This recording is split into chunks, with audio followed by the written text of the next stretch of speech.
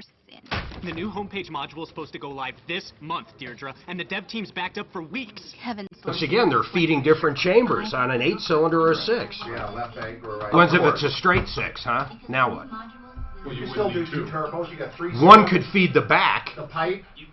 Could you put a turbo in the back of the car? Let me ask you something. Could you this would be a loss of a... It's an anti-turbo. But could you have, on a 6-cylinder, 6 mini turbos? Sure. It would be stupid. Sure. Wouldn't it be loss of a benefit? They've got a Bugatti, no bullshit. It's got 2 fucking V8s in it. 2 goddamn independent V8s. Oh, come on. Fucking look it up. Bugatti dual V8s. Yeah, Two fucking engines. Yeah, the guys from Dubai own those cars. How much are they? Oh, fuck, I have no idea. What's a regular Bugatti? It's like $1 million, right? I saw one at the car show in Denver. Yeah, that's an amazing car. 2 V8s. What is it, like 1,500 horsepower? The hardest part would literally be syncing up that power, Have you you would ever think. seen the tractor pulse?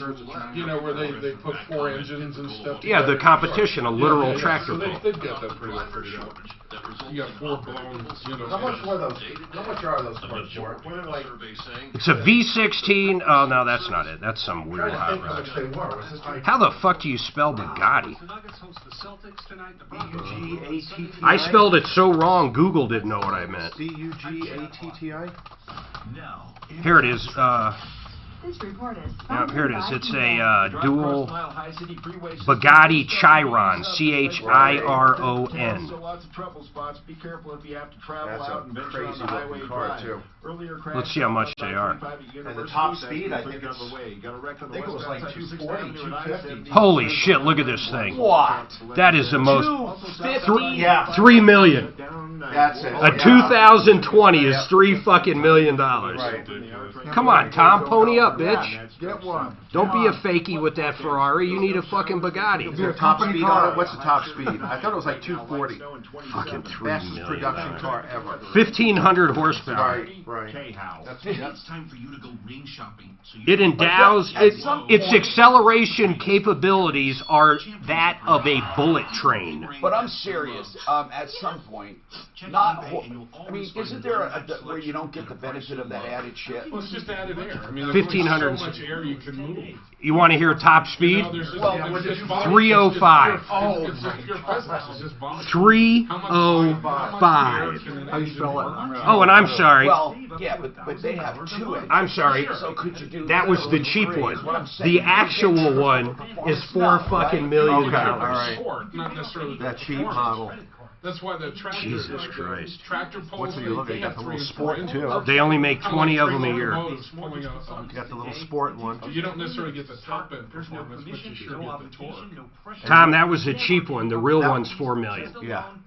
300 miles an hour, Tom. 305. 305.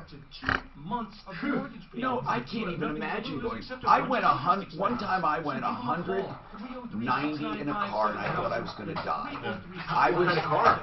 It was a Corvette, and there was one was Corvette, and one was a Jaguar XKE. That guy super. But I honest to God, we were on a highway, and those underpasses were going like this. I mean, you know, like how far away. It's not comfortable. It scared the living crap out of me. Were you driving? No. I drove, the fastest I personally have ever driven is 130 for only 5 seconds. I pulled it right back. I went up and came down. I just don't feel confident. Hi, I'm Tom Martino. Welcome to the only show of its kind anywhere in the universe in this hour, brought to you by CBD That Works. Real CBDthatworks.com. That's the Panacea Life Sciences, right in Golden. Hey, here's what I do. Help, information, and referrals. Welcome to the show, folks. I'm Tom Martino. Now, let me just tell you, today is car day. That doesn't mean we do only cars, but I save up car stuff. I save it up for today. And once in a while, we'll take car stuff, not on Friday. But today is car day. But you can call about anything you want. The number is 303-713-TALK, 713-8255. You'll hear my experts as they talk. We have so much to talk about. I first want to ask you the fastest you've ever driven. That came up off the air.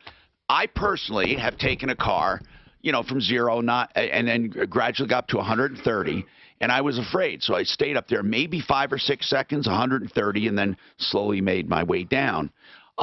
Where I feel comfortable, and obviously don't do this at home, kids. I'm talking about controlled conditions.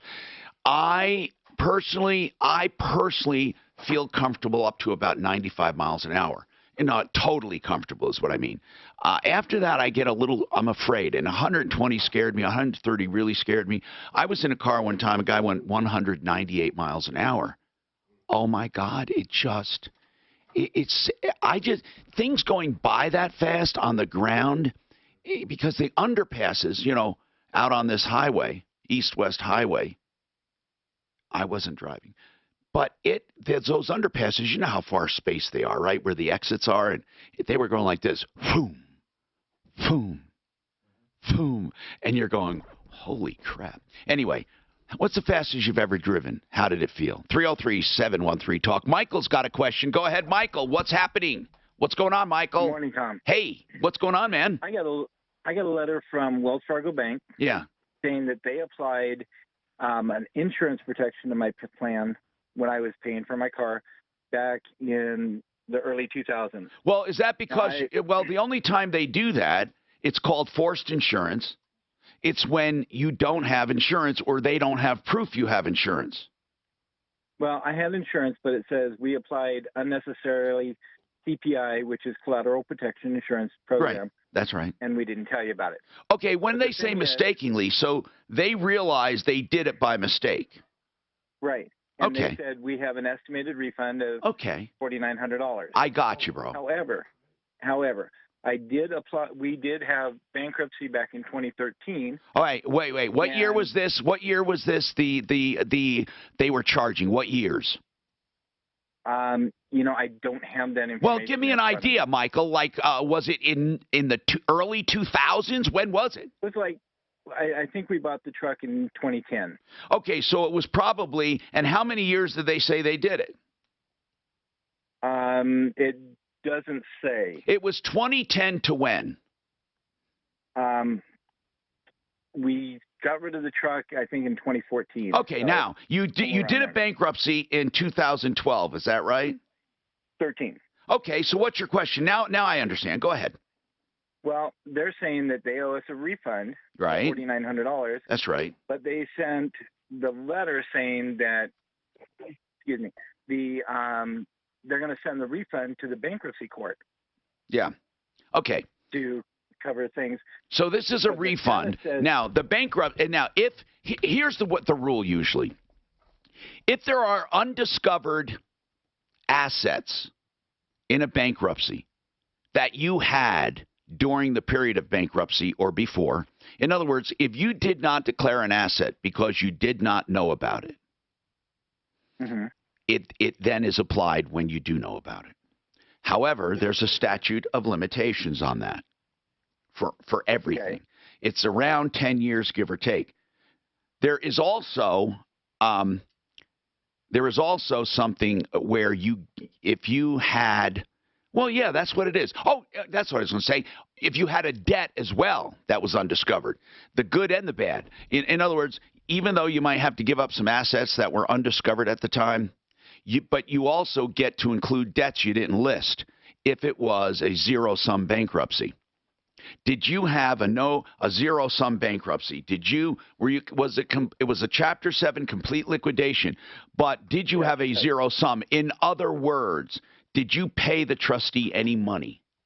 No, we did not. There was no settlement because it was deemed no assets. Correct. Okay. On a no-asset bankruptcy, a trustee makes a few $100. When a trustee can extract assets and sell them, you're saying there were no assets whatsoever or all of the assets were dissolved. What are you saying? Sure. We had no assets. Okay. Some have assets. They're all sold. Others, and then they pay off the debtors to the extent they can. Others have bankruptcy where they have nothing to sell of value or no non-exempt property. So this would fall under the thing of a hidden asset if the money was paid during the time of the bankruptcy period. But you have to find out exactly. And you know, they sent it to the trustee, and the trustee, remember, makes a commission on all of the debts that come forward that they pay on. So they get about a couple $100 for a bankruptcy. Let's say a creditor comes forward with a $10,000 bill, and they sell something. They get a commission for dissolving assets and paying bills. And here's the wrong thing about the bankruptcy system. If somebody steps forward and says, you owe me money, and you really don't owe the money, the bankruptcy trustee doesn't care. The bankruptcy trustee wants it to be a valid debt, even though they're supposed to only include valid debts. I know of a bankruptcy where there were some valid debts and an invalid debt. And my theory was the money should be used for the valid debts. And you have an obligation to discount, to get rid of the invalid debts. And this particular trustee saw it the other way around. I don't care, because they made money on it. So the guy, it's either up to the other debtors to say, wait, we're getting less of a share because of this shyster, or the guy, the man or woman doing bankruptcy, they can fight it. But why would they spend their money to fight it, right? But this all kinds of crap goes on. And by the way, the only reason I'm going into these topics is because I try to make everything more expansive for the audience. Now, in your particular case, I think they probably did the right thing. Now the trustee has to, you can look at it both ways, that it truly wasn't a hidden asset at the time, and it's only an asset now. But I don't know. I think they're going to keep it. But you remember now, if they keep it, he'll get his commission, then he'll have to distribute to your debtors. Right. So, I mean, are you trying to keep it? Let's put it this way. I would like to. Let's put it this way. Most people would keep it, no matter what happens. But it's almost like you found a watch worth, let's just say something. You found a watch worth $100,000 because it had a collector value. And that watch you had at the time you declared bankruptcy. But you never, ever told them because you had forgotten about it. Michael, you know that watch belongs to the bankruptcy court, right? Theoretically, yeah. Yeah, well, it does. Not theoretically. It does. If you had it during that period. But I don't think an inheritance, by the way, if someone died and left you money now, they can't send it to the trustee. But if that person died before and the money had not been distributed, that's where it becomes a trustee, an estate. It's called the bankruptcy estate. It becomes its property. Yes. You know, if you were going to file, let's say, a Chapter 7, no assets, you had $10,000 in cash in the bank, but you owed hundreds of thousands of dollars, you could pull that out, go to Vegas, put it on black or red. Yes, you can. And there's not a damn thing anybody could do if you lost it. No, they can't. No, they can't. If you truly did that, not one thing. A lot of people try shenanigans. They try I don't even know where that word came from. You give it to your cousin. Well, no, you claim you owed your mom money, or you owe your brother or your best friend money. But they're just like anybody else as far as creditors. Right. There's called preferential treatment you're not allowed to give. In fact, they go back. Except for the IRS. They'll go back. Sometimes they'll go back 2 years or more and see what checks you've written to see if you were preparing for bankruptcy. So all of that crap, that doesn't work. I mean, if you have a good trustee, it's to keep people honest. That's really what it's supposed to be. Unfortunately, some of the trustees themselves are not so honest.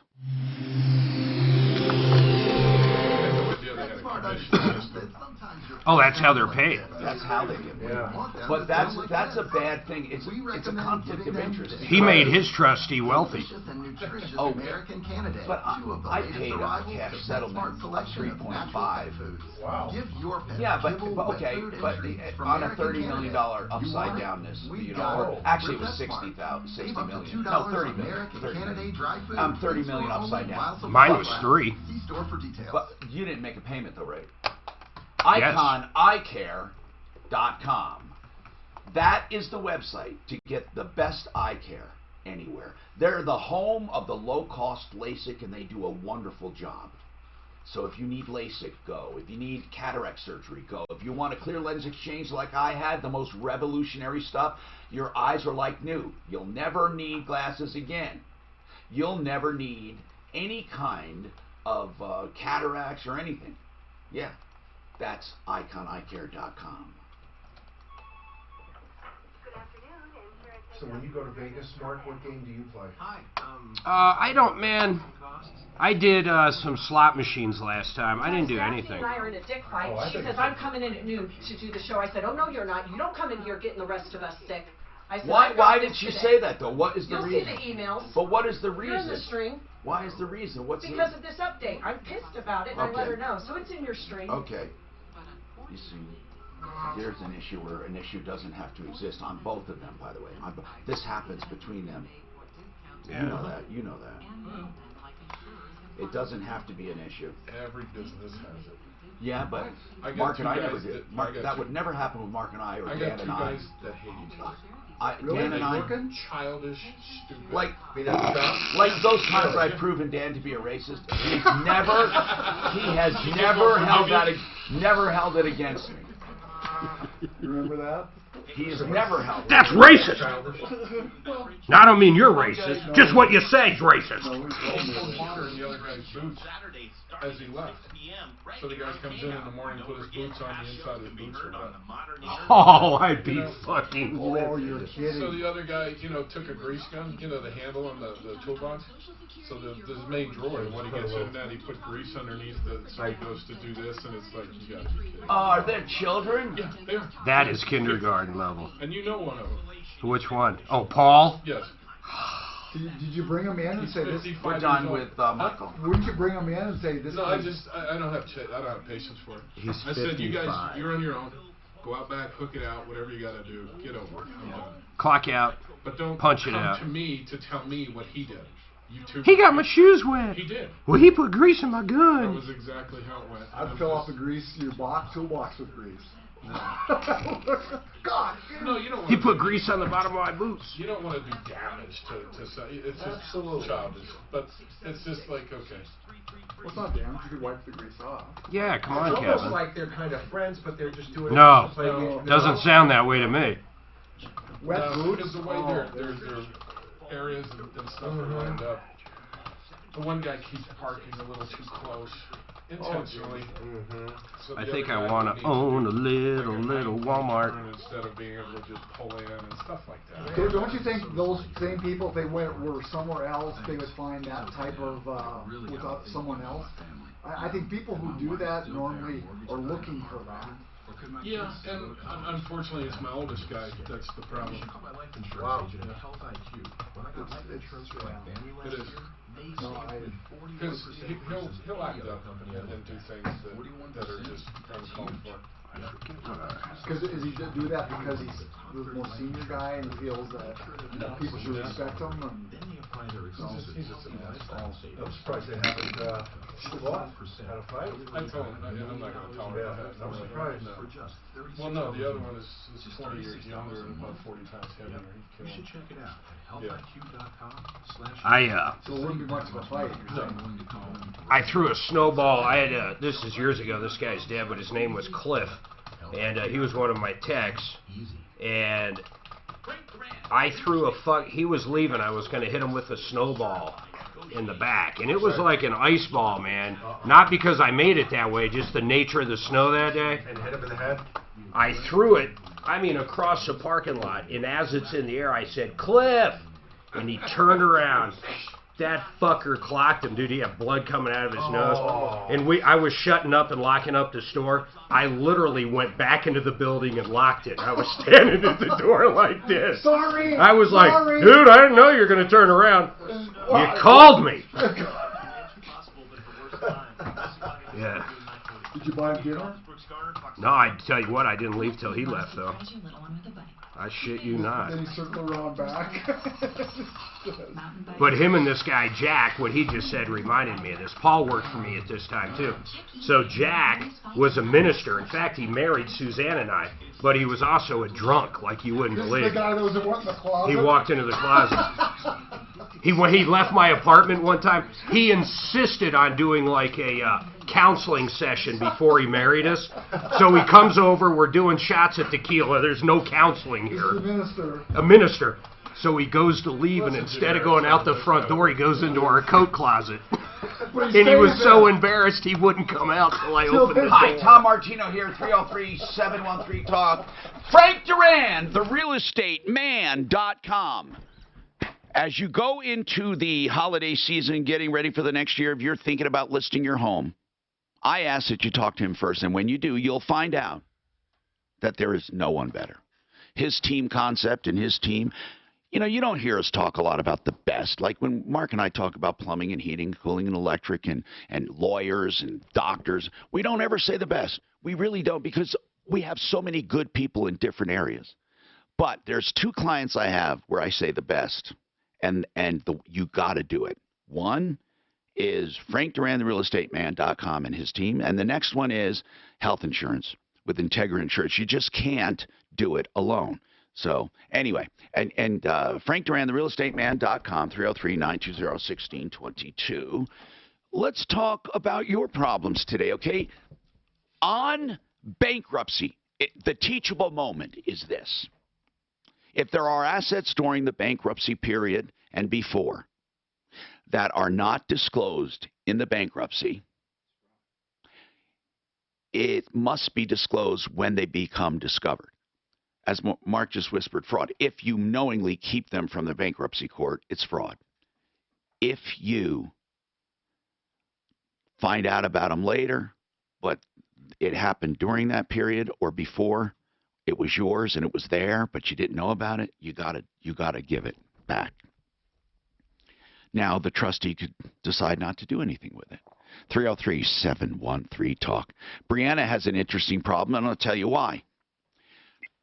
Whenever we get a complaint about a veterinarian clinic, I will bet you that I can guess who it is, and it's usually Banfield. For years and years and years, and I don't know why. But Banfield, I could tell when you said there was a problem with a veterinarian clinic, and I said to Suzanne, is it Banfield? She says it's Banfield. Right? Hi, Tom. How are you? Good. What's going on with Banfield, Brianna? So I've been using Banfield. I have 3 dogs, and I've been using Banfield for a really long time. I've been going there since they were puppies. What kind of dogs? Hold on. We're not so busy we can't ask what kind of dogs. I have 3 pit bulls. I have Mom, who's Nala. I have Dad, who's Chapo, and I have Biggie, who is their son. Yeah, and you've been going to Banfield. And by the way, for those muttering under their breath right now, oh my God, if people are familiar with pit bulls, can be the sweetest dogs in the universe. Now, here's the only problem with pit bulls: because of their breeding, they inherently have an aggression that was bred into them. But a lot has to do with environment. Obviously, they can be loving, wonderful dogs. However, I've seen loving, wonderful dogs where a trigger is hit, and it's any breed. But that's the rub on pit bulls. They were just their breeding. But there are some lines of pit bulls, by the way, that were never involved from other countries in aggression, and that line still carries on with no hint of aggression. And then, of course, I just wanted to mention that as we go on. So anyway, you have 3 pit bulls. You've been going to Banfield since they were puppies. What is the problem? So I took Nala in to get a spay, and they took her in on the 20th at about, I don't know, 8 o'clock, 7:30 in the morning. Yeah. They knew that she was in heat. I told them she was in heat, and they did not disclose any of the complications. Can you not spay when they're in heat? No, you can, and I didn't know this until after, but you can spay in heat, but there are complications that can come from that because of the additional blood loss. The she's already bleeding and she's swollen. I mean, there's just other complications that were not disclosed to me. And so they went in, they did the spay. They called me at about 11:30, told me to go pick her up at 2. So I showed up there at 2, and she couldn't even walk. She couldn't walk. All right, so let's get right to it. He did it. What did he do wrong? Let's get right to that part. So I picked her up. She was bleeding. Just tell me what he did wrong. I need to know first. I need to know. I want to work backwards. What did he do wrong? Let's just say it. Don't tell me the story around it. What did he do wrong? They ripped her ligament that was attached to her abdominal wall when they removed her ovaries, and she was internally bleeding. Oh my God! Now I want to ask something. This had nothing. Did this have anything to do with the being in heat? No, this had to do with excessive force that was used. Okay, so the being in heat was just nothing. It had nothing to do. I just want to move on. So now we're talking about basically a spay that went wrong. Do they acknowledge it went wrong? So they have acknowledged that it went wrong. Yeah. They sent me an email this morning and offered to cover the cost of the emergency visit. I still don't have my dog home. My dog is still in critical condition in the ER. No, wait. Your dog is still in the ER or at the hospital? Is it in intensive care? Yes. And how long has it been there in critical condition? She's been there since, so the 20th was Wednesday. She's been there since Wednesday night. Are they taking good care of her? Yes. Okay, so they acknowledge a mistake. They're trying to make up for it. So my question is, what do you want? So she's not at Banfield. She's in a totally different hospital. Well, that's good, but they're paying for it, right? They have agreed to pay for it. Okay, well then I think, obviously we don't want stuff going wrong. But I think they're stepping up. I want to know what the problem is now. Why are you calling? Other than if you want to let people know about it, that's one thing. Is there something still that you want? I mean, I want people to know about it. When they did the spay on my other dog, he now has, and I can't say for sure yet. But wait a minute. Have him checked. Your other dog got spayed and something. Oh, I'm sorry. He was neutered. Neutered? And after he got neutered, yeah. He has lost the ability to use his back left leg some of the time. Okay, and so why did you go back and have this dog spayed there if the other dog was neutered and had a problem? So they told me when I took him back to have him rechecked that he had arthritis in his back leg. Well, how do you know they're wrong? That I don't know. Okay. But after this incident, Brianna, here's what I know. Okay, so Brianna is basically fed up. Okay, I get it. Yeah. First, she had a suspicion they did the neutering wrong. But they said, no, it's just arthritis. Then she goes and has a dog spayed. And they tore a ligament, according to her. Now, even though they're helping and paying to get it done, she's saying, wait a minute. Are these people a bunch of schlocks? They not only hurt this dog, but now when I'm looking back at the neutering, they might have done that too. So I get it, Brianna. And by the way, based on Banfield's track record, that could be true. But here's the reality. In veterinarian cases, you almost never have anything worth pursuing. Almost never. Okay? I'm not saying you can't. There are animal rights attorneys that have been making headway in that area of law. But basically, you're confined to the value of the dog or making things right. If I were you, what I would do, just to do, is I would have my other dog that's limping with his left leg and was neutered checked out completely with x-rays to see if there's arthritis. And if there is, then you can forget about it. If it's something this vet did that caused that injury, then you might want to pursue some damages. What the hell? I mean, it's not like they're worth nothing. So keep us informed. But right now, you got the word out. I need to make this clear, Brianna, because I'm not sure. Is there more than one hospital? Banfield? Yeah. They're everywhere. Okay, I got to They're make every that pet clear farm. because I don't want to tell which one. Are they all individually owned or what? Yeah, I don't know, Mark, but they all definitely have different doctors, right? I don't want to give them all a swipe right now. So which Banfield was it? It was the Banfield at Park Meadows. Okay, thank you. Please have your other dog checked. This is Denver's Talk Station with Tom Martino. Now, Michael Brown at 2. I'd like to see what she looks like now. Boy, she was popular. What show was she on? I don't know that she was on a show. She was Barbie Benton.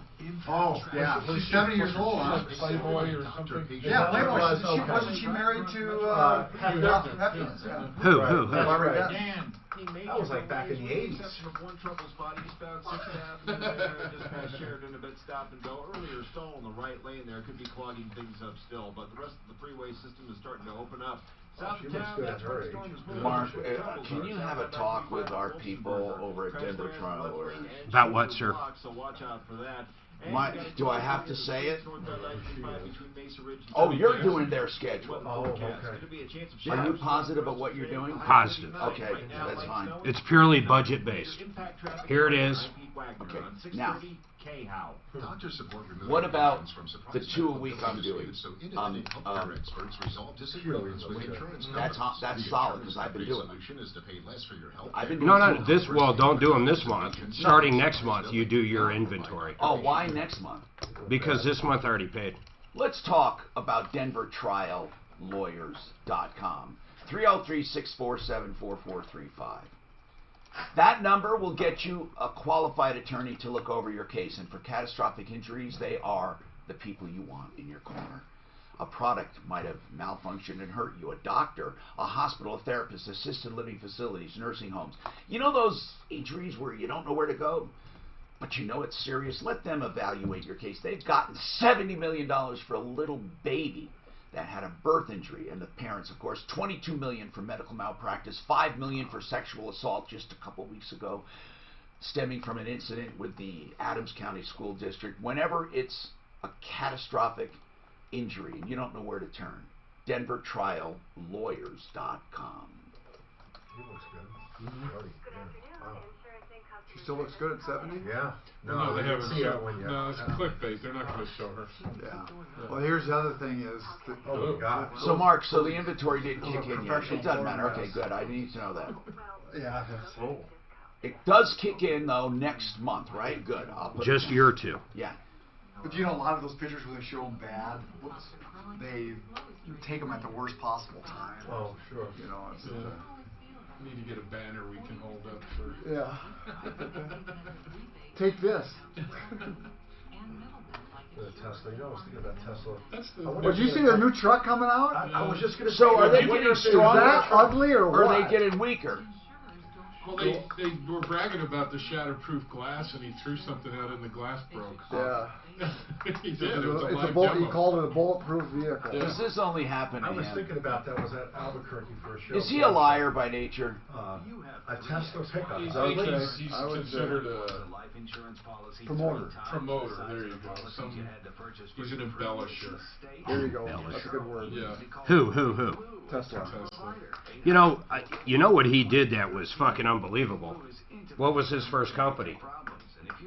Or not his first company. SpaceX? What was his most successful eBay? company before Tesla? Was it eBay? Come on. I don't know. It wasn't eBay. It wasn't eBay? It was eBay? No, it wasn't eBay. Was it eBay? It was eBay. No. Fourth time's the charm. Yep, you're right. It was eBay. What was it? Come on.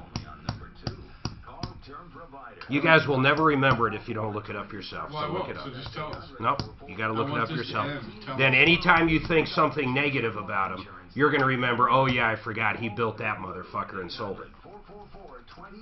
Because I hated that motherfucker until I realized he built and sold that. You don't hate him. Yeah, you I do. love him. No, he cost me fucking money. The prick came out and said they were going private. I know.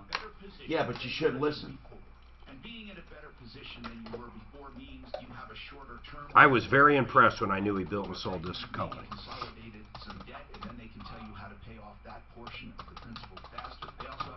Okay, what am I gonna buy? I'm on a buying spree today. In the last 30 minutes, I have spent $300,000. You know what? Here's the thing, Mark. When I said eBay, it was technically. It was because it takes. Technically PayPal. It was because. Okay, but you know what I mean. He created his own currency, gentlemen. He was a fucking guy before crypto. Yep. Listen to this though. PayPal is a sham. It is. I don't know if it's a sham. Well, it doesn't do what it says. That's not a sham. You don't even get your credit card protection with it. You don't. Well, you don't get shit with cash either, though, man. That's true. He created a currency. That's all I'm saying. He created a currency that's accepted virtually fucking everywhere. It's not a currency. No, it's a bank account. It's a transfer account. It's pretty close to a fucking currency to me. They use dollars. I wonder how. He can't set the value of it. Yeah. No, the value doesn't change. No, that's true. He doesn't set the value That was of lunch. it. Okay, you're right. He created a credit card. He created a fucking credit card. Even better. No, even more than that. I bought you guys lunch. You know these new. He created a new payment method that no one else did. That's right. Completely separate from credit cards. He's Visa. It's his. That's what I mean. He's his own processing and everything. Right. No one processes for them, do they? No, it's all internal. I know. Think about that. Speaking of that, when are we going to start officially advertising? What country is he from, Mark? I'm still going back and forth with Corey. We're good. It's no big deal. What country is he from? Hi, Tom Martino, 303-713-TALK, 713-8255. Today's a pizza day. That's what I say. It's a pizza day. Africa? Or as they say, some people think it's a chocolate chip cookie day, but it could be either. 303-713-TALK. Brooke, what's happening? Hi, Tom. Thank you for taking my call. Yes, what's going on?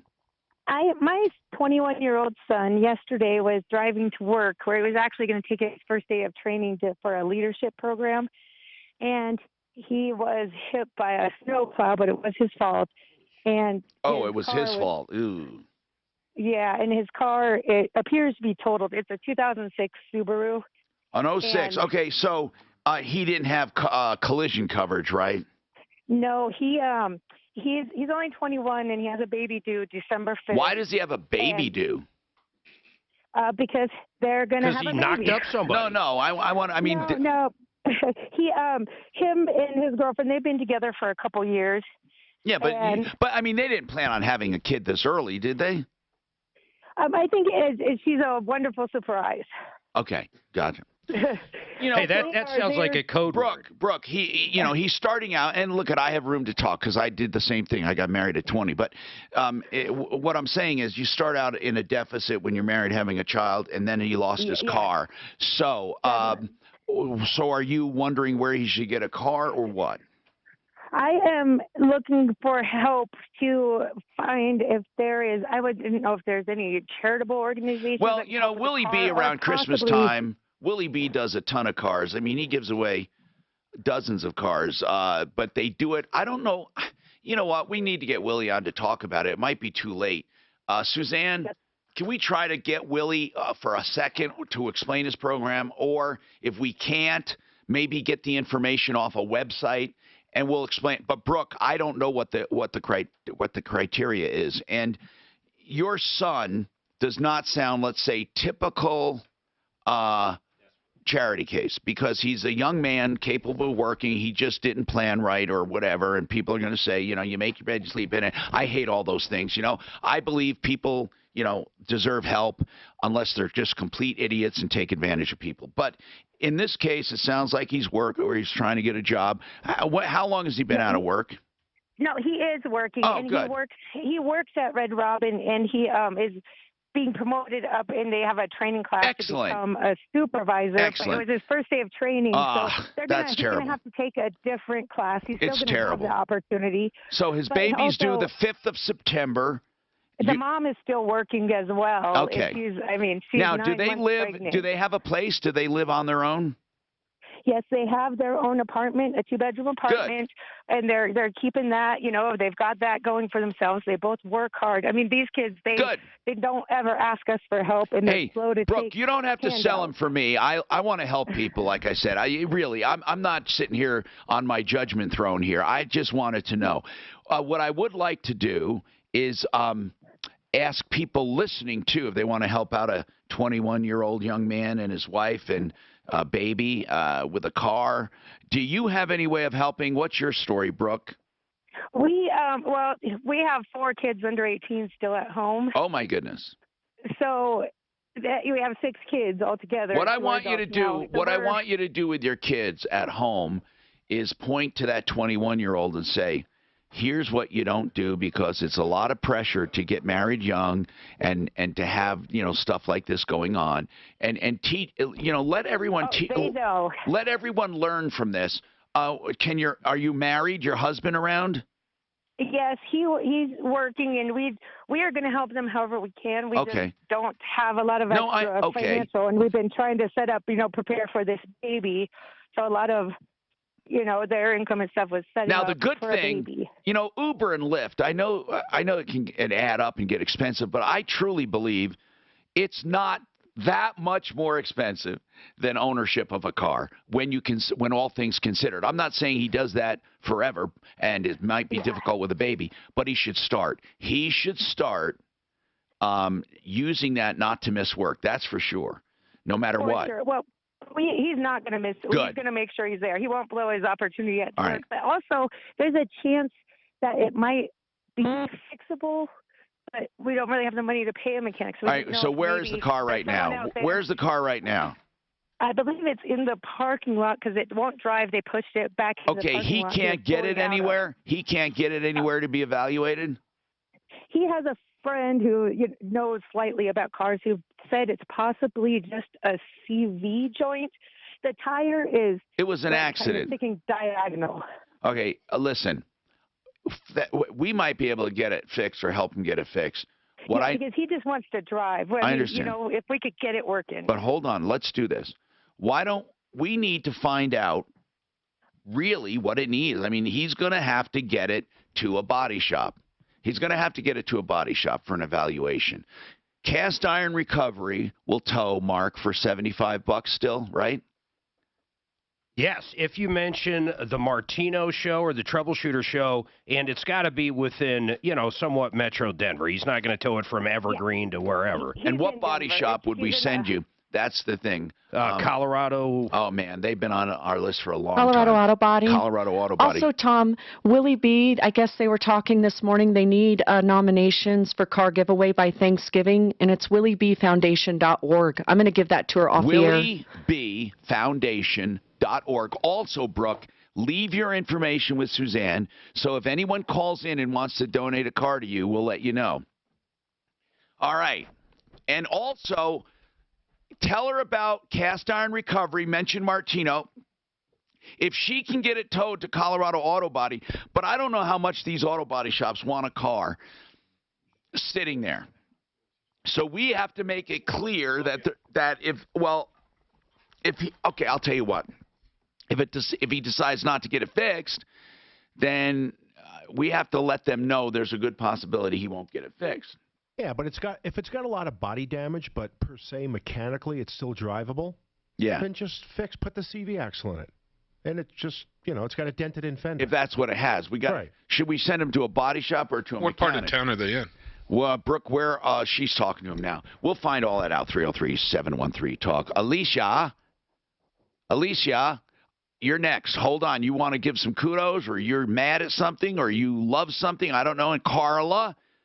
She paid for transmission repairs, and now, things went wrong. Impact traffic. I don't mind actually talking over that. Believe it or not, if you got somewhere to go, now's a good time to try to get there across the metro area highways. It's a wide open drive across town. It's amazing considering how the rush hour went this morning, but no delays in I-70 through the heart of the city.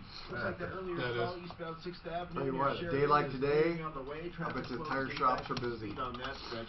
In fact, no I don't know why people always wait. South You of know, town, a different story. well, I can see this time of year waiting because you're kind of waiting for the winter to set in, and you may want to get another month or something. Showers throughout the rest of today with a It ain't high worth it, 49. boy. Right now, light snow 29. You get stuck on a thing like this, and 630 K-How. Indeed, used by over 3 million but businesses. it's, I tell you, when I drove in, it was ice. There's ice packed snow and all By the the time I roads. got going this morning, it was just pretty much wet. Some snowpack, but mostly just wet. Oh, when you came here, it must have been ice. Fix It 24/7 free second opinions. That's right. You might be scared right now because someone told you you need a furnace. You may not. Or you need a water heater. You may not. These are very busy times when it gets snow and cold, and that's when they get their calls. So, what you need to do is get a free second opinion. This is when you need it the most. They have found 85% of the time people do not need replacements, and they simply need a repair. But in half of those cases, a replacement wouldn't hurt them. But they sit down and explain all this to you. FixMyHome.com, Fix It 24/7, free second opinions. And of course, they always have service for plumbing, heating, cooling, electric, and drains. 720-526-3939. 720-526-3939. FixMyHome.com. Was I short on that? Burned, tricked. These are some of the comments we get from the hundreds of thousands of people who call to get their free copy of my best-selling book, Wealth Beyond Wall Street. Hi, I'm Inc. Magazine best-selling author Brett Kitchen, and I want to give you a free copy of my book because according to time... Yeah, when I talked to Scott about that guy, Mark, he knew all about him. Who? Talk to who? Oh, a guy called up and Oh. bitch. He was swearing at Daphne, so Daphne said, hey, can you call him? Oh my God. Protected when the next stock market crash hits. So when the next market crash hits, you So I told him, after talking to Scott, I got the whole story. To discover this little-known strategy to get potential double-digit growth. And he was mad because he didn't get a call saying that Scott wasn't going to pick it up. I said, well, they were waiting for you to call because you had put that alternate, or they didn't know if the alternator was ready to go. I'm spending a lot of your money today, bro. What are we spying? On yours, just Walmart.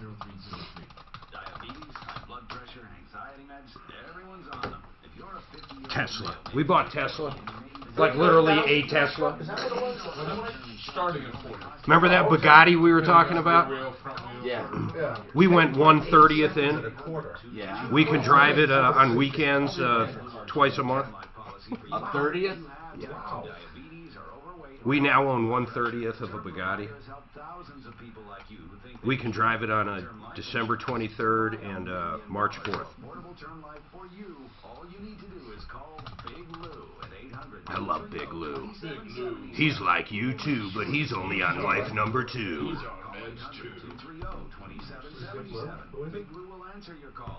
Listen to the end, I love it. Remember, Big Lou's like you. He's on meds too. His other one is he's on wife number 2. Make Burlington Stores your home for the holidays. How will you deck your halls? Go for farmhouse chic. Come on, Walmart. Find plenty of wreaths, ornaments, stockings, and tree skirts to put your Buying personal Walmart. stamp on your space. Entertaining.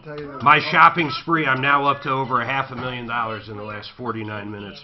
You know the company you should have bought, and that's when I sold it? Costco. I still own some Costco. Do you? It's been up $100 since I sold it. I don't own a lot. For everyone. No, that fucker was, where was it, about 150? I think that's when I bought it. Yeah. 150. Sold it at 209. I'll tell you the one I used to day trade, and if That was a good time to sell it, I thought, too, though. the best one that I can't believe they're competing so well now, and I used to day trade that stock around $10 fucking daily. Goddamn AMD. Son of a bitch, they killed it. Little Chinese lady's running it or something. She's killing it. Killing it. God, she's smart. Probably has in with China and buying all the chips. You know, back in the day when they had the K5s, K6, they ran right up against Intel Pentium MMXs, and then they kind of went to shit. Now they're back. I might return this laptop I got and fucking buy swap it out for a AMD. Why? I bought it at Costco. I got 90 days, bro. Why would you care about that? Yeah, Costco, 90 days electronics. What is What is the thing you're looking at instead? Instead of an Intel processor, an AMD. Why? Why do you care? Faster, cheaper. The same laptop, same speed is 500 compared to 720. But why? Yeah, that's why. Why? Because AMD is a cheaper, they don't charge as much as Intel. No, I'm not talking about the charge, but why are they faster? If you have the same chip, like an because people buy Intel for the brand name. You know, why is a Gucci sweater cost more than a fucking... i7 architecture. Yeah.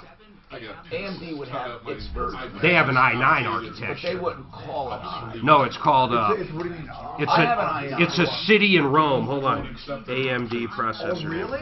How old is it? They call here's where AMD's taking off like crazy.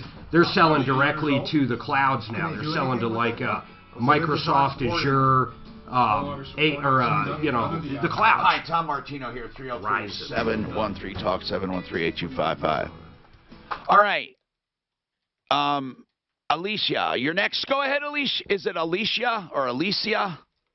Yeah, it's Alicia. Alicia, what's happening? Hi there, Tom. Thank you for speaking with me. I recently purchased a vehicle from Usell Auto on September 17th.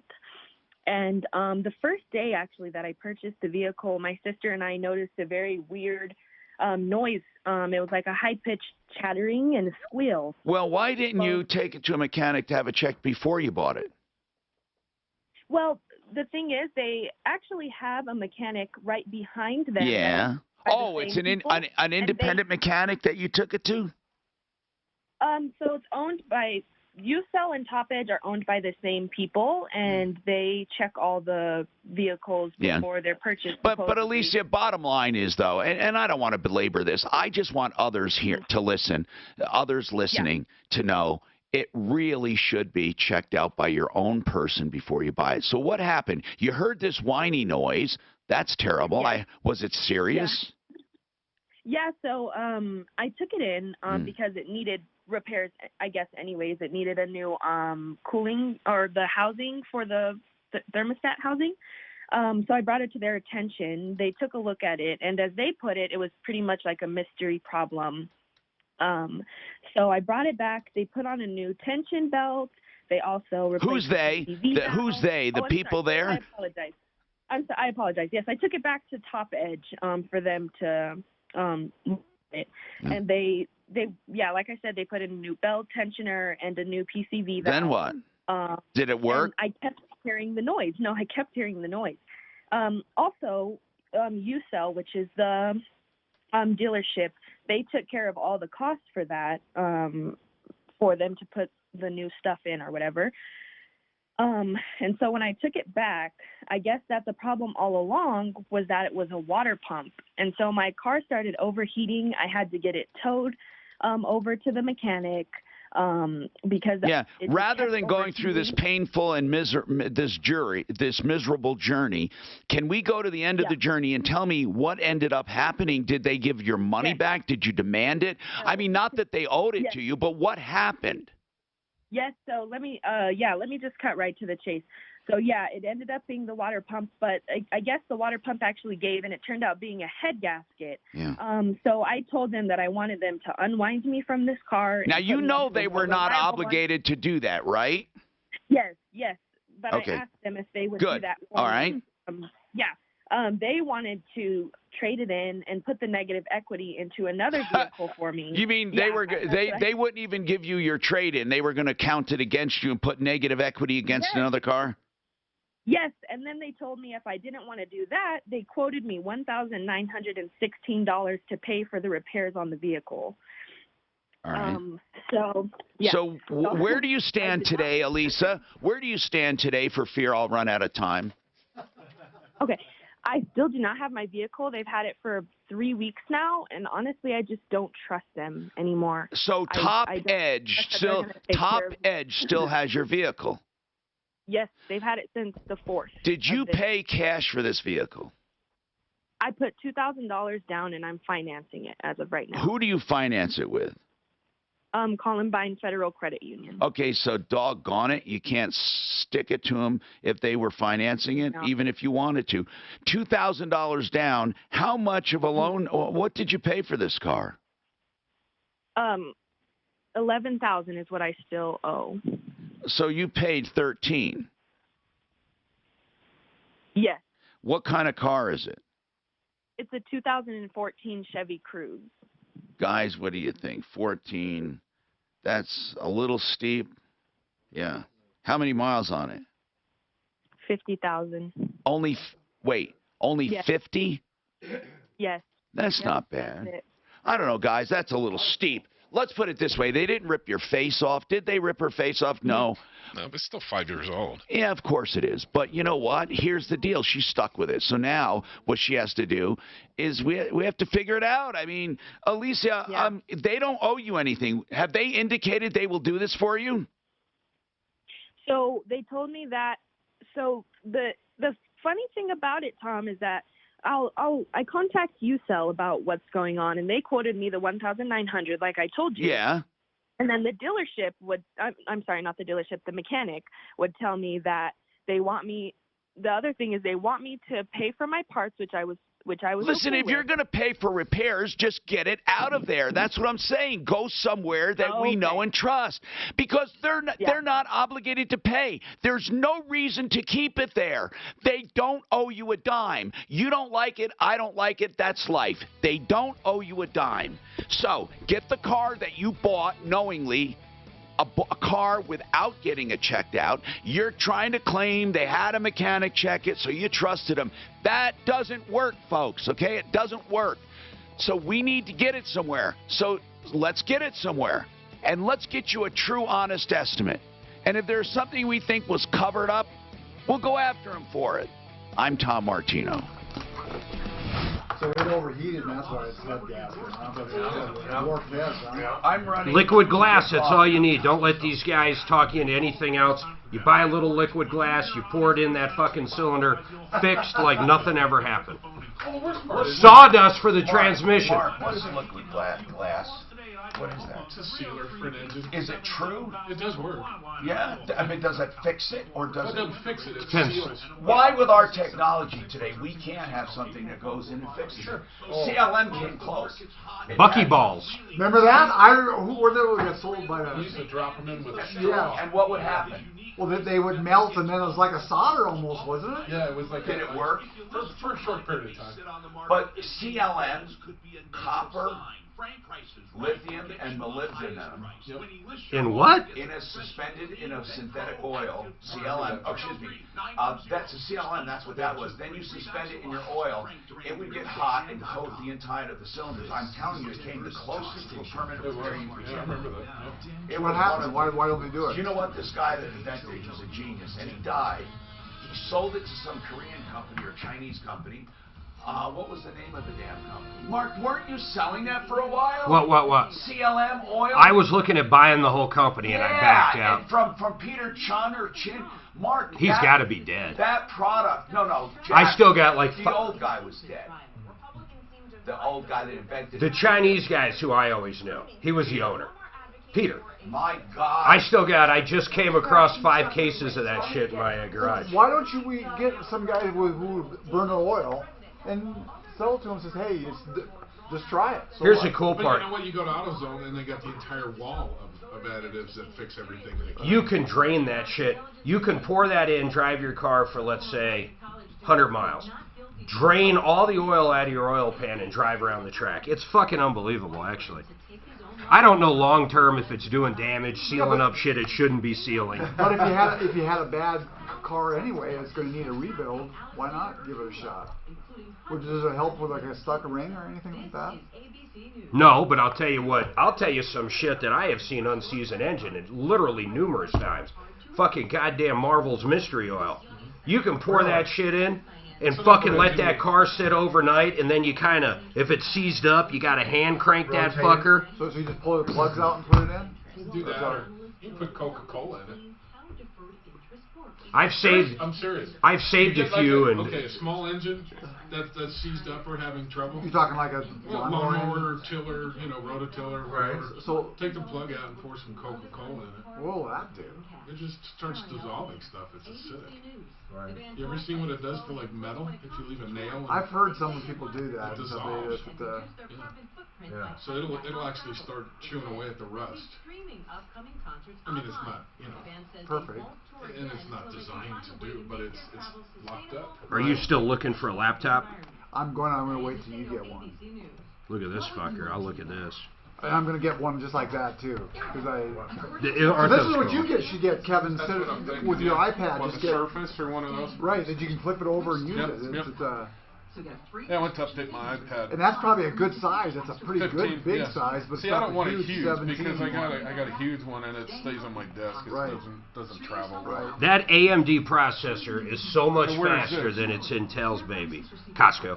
But really, you don't even need that. Watch this. Ryzen. Watch this. Ryzen 5. But you don't even need versus i5. For what you do, you don't even need a fast one. I want to just see specs. Speed. There we go. No, for me, it's just take width. If I'm traveling, you can watch a movie on the plane, and there's a little work in your room, but it's not. And it's a keyboard or a touchscreen. So it's look at this. Time to convert 4K video. They beat them by about 3 minutes. Lower's better. Lower's better. Sure. But in actual, I want to see the actual benchmark. Let me just Google benchmark. But can you? And they're a fifth of the price, just the processor. That's crazy. I didn't realize that's why they got so. That lady took over it. Let's see. Let's see what this one says. So are they all made in China then? The chips? I don't know, man. There's a Ryzen 5. 3000 versus the i5 at 29. So this one's actually close. It's a little faster, but not crazy. On the i9s, which I'd never spend the money for that right now, they're fucking, the Ryzen is way the fuck cheaper and faster. Like fucking 50%. Well, I thought it was 350 versus 900. Yeah, whatever it was, a shitload. Yeah, that's 30%, right? Yep. No. That's 70% cheaper. Yeah.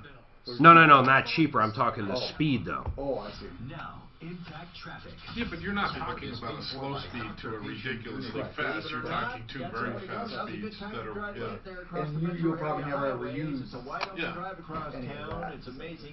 you're day trading on it or something. I mean, you don't need that. You know what I mean. I don't think you can even, unless you're doing some real heavy processing. Through time or, on that stretch. In fact, no major delays in town. South of town, a bit of a different story. All right, I'm done buying shit for the day. So what kind of deals today you guys got going on? What do I need? All the same deals for us. Oh man, I'm making. You like coffee ice cream? I love it. Zero carb coffee ice cream. I'm making it tonight. 0 carb. You know how you know what you do? I found the recipe that I was looking for. You know how you get the coffee flavor in it? How do you think you do? Okay, what I would do is take freeze-dried coffee. I would take coffee, strong like espresso coffee, and add it. Nope. Check this out. Coffee liqueur. Raw beans. Raw fucking coffee beans, a really dark blend. You put your first ingredients, which is going to be cream, and what is the other one? Cream and almond milk in this particular one. You put the beans in it, 24 hours. That shit will be stronger than coffee. Really? Yep. Just Then you use a strainer to get rid of the beans.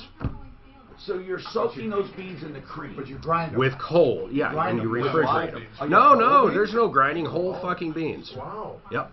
Who told you that? The recipe? It's a recipe, yeah. Mark, It I won want to some buy an awards. ice cream maker. I love mine. Well, what can you? I use it constantly. Link me on text. You don't want it. You want mine. You don't want a cheap one. I always buy shit they buy. I follow along. No, I've had it 2 months. I bet you I've used it fucking 15 times. Really? Do you know ice cream's the greatest thing in the world because you can make it carb-free. It's one of the few desserts that you... And it's still somewhat satisfying, yeah. Oh, it's way satisfying. Oh, it's way satisfying. Do you use stevia? What do you use? Nope, I use, it starts with an X.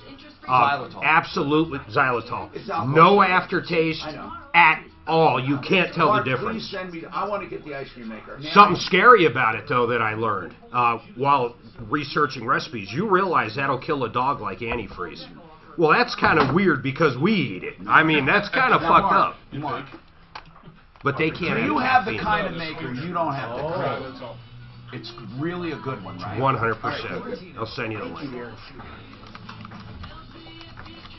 I'm Tom Martino, and I have been telling you that for 40 years, and I love coming on the air and with help, information, and referrals. I love talking about things that work like realcbdthatworks.com.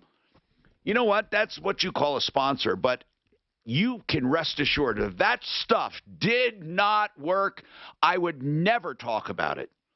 I'm serious now. You don't do media without having sponsors, okay? RealCBDThatWorks.com. RealCBDThatWorks.com. Oh, by the way, speaking of sponsorships, my entire career, I was bombarded with capital J journalists who say, oh, my God, how can you have sponsors and blah, blah, blah. And I say, you have sponsors, too. You just don't get to control them, but you have them. You have them when you're on a newscast. I don't care what you say. Those sponsors are yours, except you can distance yourself from them, and that's actually worse for the consumer. Try complaining. Okay, you're watching 9 News, or worse, you're watching Next, which is like the sorriest excuse for a show I've ever seen. But let's say you're watching that show, and you see a sponsor. Why do you hate that show? Oh, I don't hate the show. I just think it's useless. I don't think it's supposed to be news. I think it's supposed to be, what is it, Kyle or File? What's his name? Seriously, Kyle? Whoever. I think it's just his opinion. Milk toast. Anyway, so if you're watching and you see this commercial and you have a problem with that sponsor, you go get him. And you went to Mr. Kyle or anybody on the news and said, hey, I'm having a problem with that sponsor. Do you think they would do anything for you? But yet they'll say, well, I don't have anything to do with it. Oh, you do. You actually do have something to do with it. Because guess what? You are there and they are putting you there. And people, just because I own what I do, my little entity, and I go out and get sponsors, is no different than anyone else getting sponsors. And I say this for a reason. You better hold people accountable. I can't tell you how many lying, cheating ripoffs I have seen on these pay-to-play programs. Pay-to-play, right. Like on Colorado's Best and on Colorado and Company. Now, I'm not saying... Now, wait. I'm not saying they intentionally are promoting liars and cheaters and ripoffs, but there are people on there that do the most horrendous... You know, listen, I did a show like that, and it didn't work, and I'll tell you why. Because there were more sponsors than not that I wouldn't have on the show. But what were you going to say? Wait, what? Exactly. I was going to say Martino TV, but the difference was they still were background checked and everything, but you're right. They started saying, hey, you need to do this, and this, and you wouldn't do them. Let me give you one. Zerona Laser. I don't even know if they're around anymore. That is the #1 biggest ripoff I have ever seen in medical and healthcare. It's supposed to, this cold laser, Zerona, is supposed to wave, you know, the beams go around your tummy or your ass. Melt away. Exactly. And then they had a version with radio waves and all that, different kinds. You know how that works. They'll get on there and talk about him as if it's the second coming of Christ, and they will promote it. And it won't work. Now, if tell me how much it would take a host or hostess to go and look and to see what should be used or if it should be used. They promote so much crap. That's the problem. Here's the secret. How about the walk-in tubs? Oh. You know, we had that clown on. I had him on when I was on. Why? Because he, by the way, was honest as far as you get what you pay for. He never took money and not delivered. He never did any of that. Never. So I thought, well, this guy's a pretty good guy. Except then I find out. Bentley Bath. Yeah, then I find out what they're charging. Well, okay, that may not be. You might say, okay, you can't control costs. So then, but I couldn't look away when you know damn well the product he is selling is not apropos for certain conditions. And he turns a blind eye to it. He's a scumbag. By the way, George Bentley, if you see that tirade I went off on him in the studio, he goes to my health club. Let me tell you how. So I happen to see him naked. So anyway, what I wanted to say that's wonderful. What I wanted to say is that's weird when you've had a conflict with somebody and you're standing there naked with them, and you don't. what do you do? This I have to say this. That Cerebell or whatever. But there was it's called, shrinkage. What was the laser called? What did you say? On his part. What? What was that laser? What's that cold treatment to get rid of fat? Zerona. Was it laser different? What do you mean? Did the laser use cold? Yes, it was cold. Here's what happens. They measure your waist when you go in. They put ice around you and do all their magic crap, and then they measure you again. Well, of course, I don't know. Of course your waist went down an inch, but as soon as you freaking get warm again, it's back. No, with Zerona, their pitch was a little different. They gave you a diet and exercise program. You had to do a lot with it. Newsflash, just do the diet and exercise program, and you'll have the same results. Carla, what's going on with your transmission? Hello. Hey, Carla, how are you doing, and what can we do to help you, dear? Well, I've spent $3,000 on a transmission that still doesn't work. Carla, tell us the story first. Your first transmission repair that you got was when? It was on October the 10th.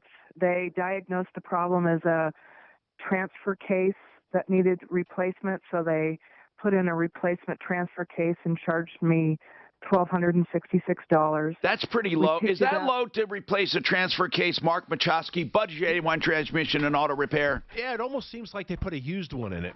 Did they say what kind they were putting in? It was a used one that had 85,000 miles on it. Okay, keep going. After that, what happened? We picked it up. It failed again. What failed this time? Transmission. Well, did they say why? Well, they said this time it was the wiring harness, the front differential, and the differential bearing. Well, this is not your transmission. So did they say your transmission or did they say your front differential? Both. The transmission wiring harness, they said that's not your, okay. Isn't the wire harness on the outside of the transmission? And inside, too. There's two of them for a transmission, automatic transmission, but it's front differential, rear differential, transmission, and transfer case. You said front differential, too. Right. That's everything but the transmission, right? Correct. And the wiring harness, if they said it was bad, they can't be talking about the one inside because they can't test it, can they? No, not necessarily. You could scan it and give an idea of if the wiring harness in the transmission is okay. That is what they did? No. Okay. What I need to know is about this is first, how many miles on this car? 195,000. So you probably needed everything they said. What happened then? Well, then I spent $1,489 on what? The next repair. Well, what was that? You said the differentials. What did they do the second time around? The wiring harness. All of that you said. Gotcha. Yeah. Differentials, diffs, and harness. Okay, then what happened? We picked it up and it failed again. What was the third failure? What did they say was wrong? They said that it was the transmission failed. Well, okay, but they said that the second time. What did they mean this time? Well, supposedly they finally opened up the transmission and it was full of bad stuff and pieces of metal. Okay. Now, here's what I want to tell you, and I don't think you're going to like it. Just hearing one side of the story. What kind of vehicle is this? It's a 2004 Ford Expedition. Okay, here's what I want to tell you from my first blush, and then Mark Machowski, Budget A1 Transmission Auto Repair, can chime in, or Kevin Calkin, Sheridan Auto Tech. Here's my first initial thing.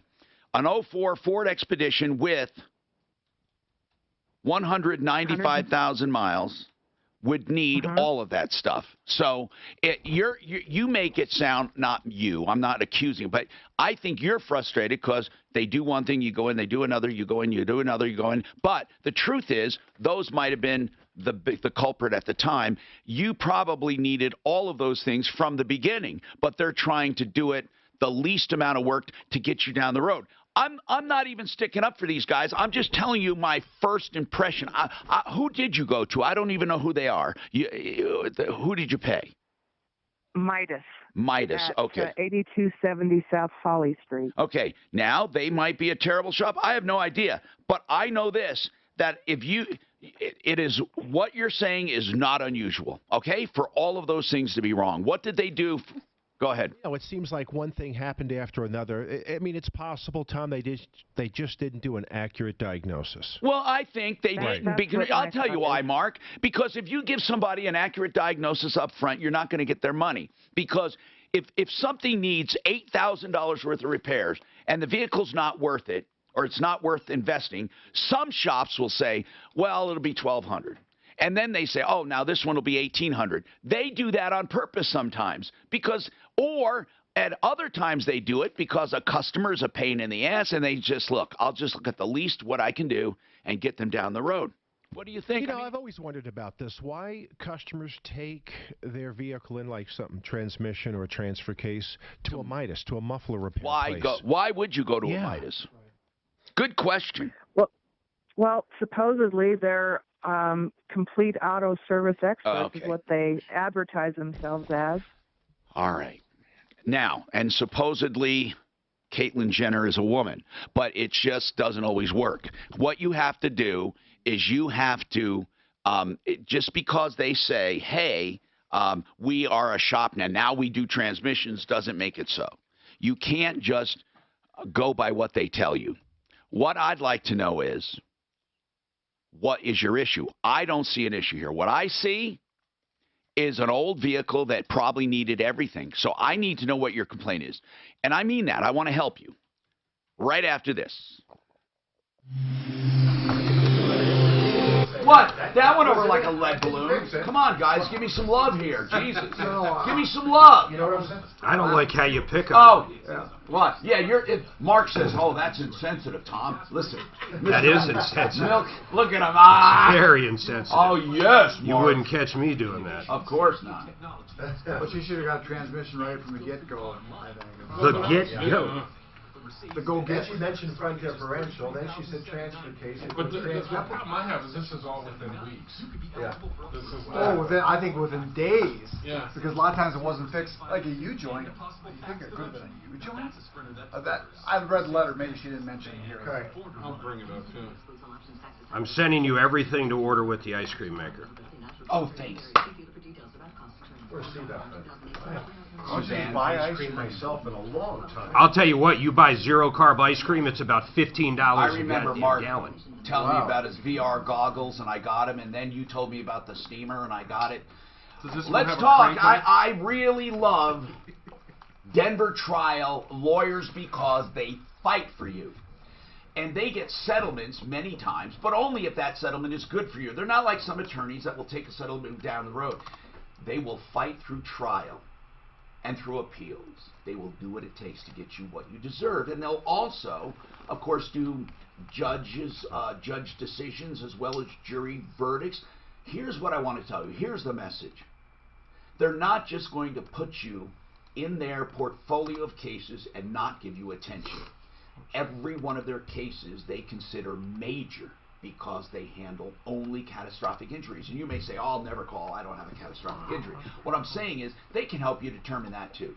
Whether it's a product that went bad or a doctor that hurt you or a hospital, a therapist, assisted living facilities, nursing homes, maybe a train. Seriously, if you have weird stuff that happened you don't know, or any injury, call them just for a rundown. DenverTrialLawyers.com, 303-647-4435.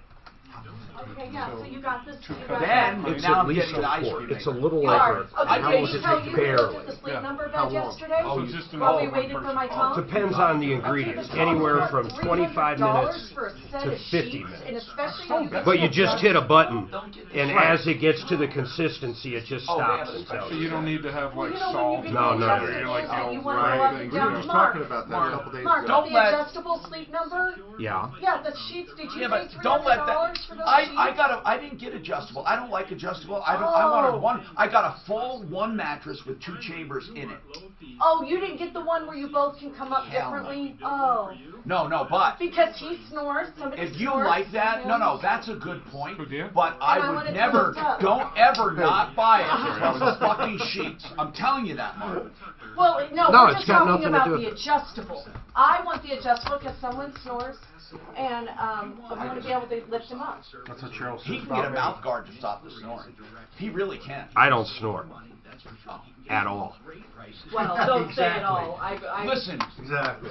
I'm telling you, you need that bed. Oh, it was nice. Oh my God. What kind of bed is it? A sleep number. My number's like 20.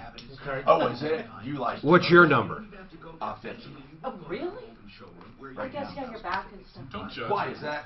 No, I just... Stephanie's 100. She is? Is she a stomach sleeper? Is that why? I don't know. I like it firm. They said... That's 100 real firm. Oh, they adjust you to make sure you're level and stuff, and then that's... right. Yeah, so No, it's I'm okay. talking about the firmness. My phone is. I like it firm. I kind of like the adjustable. I thought that... No, that's the shiznit.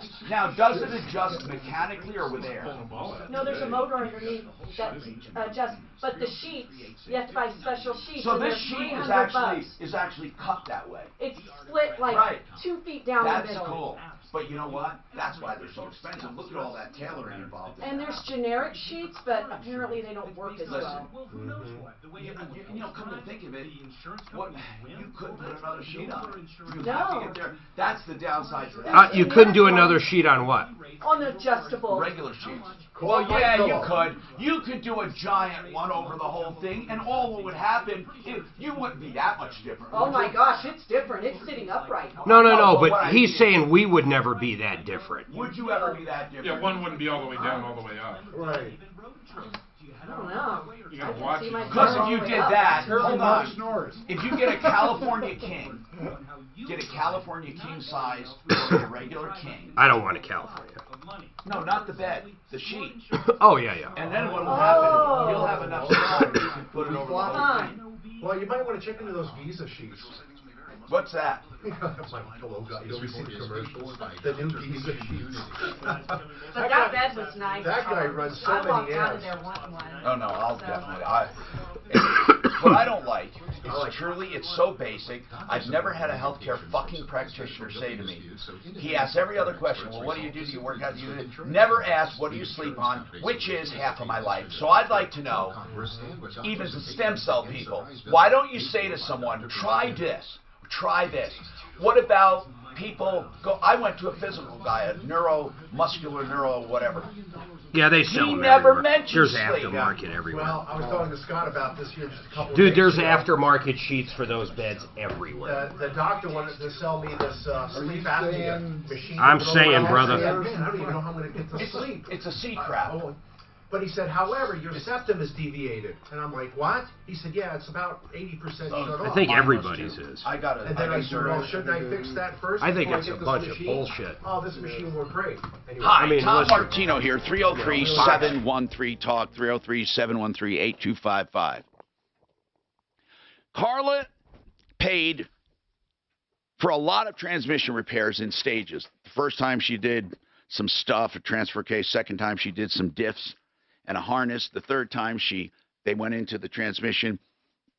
She probably needed all of it. I don't know, but I'm saying with 195,000 miles on it, probably in an 04. But what was the time frame on these repairs? Carla, About a month. A month between. Okay, here's what I want to know. What do you want right now? Why were you calling us, by the way? And I am not saying you needed all of that or they did you good or did you bad. But what do you want? What were you thinking? Well, I was hoping that they would give me some of my money back. Why? And what was the vehicle doing when she brought it in? Hold on. Why do you want some of your money back? That's my most basic question first. Why do you want... I think they misdiagnosed it. I think if they would have done a thorough job and told me the transmission was trashed in the first place, I could have gone right to my old mechanic and had him rebuild it. Okay, so wait a minute. You're assuming it didn't need the other stuff. I'm asserting that they did a lousy diagnosis. And No. Diagnosis doesn't mean a thing.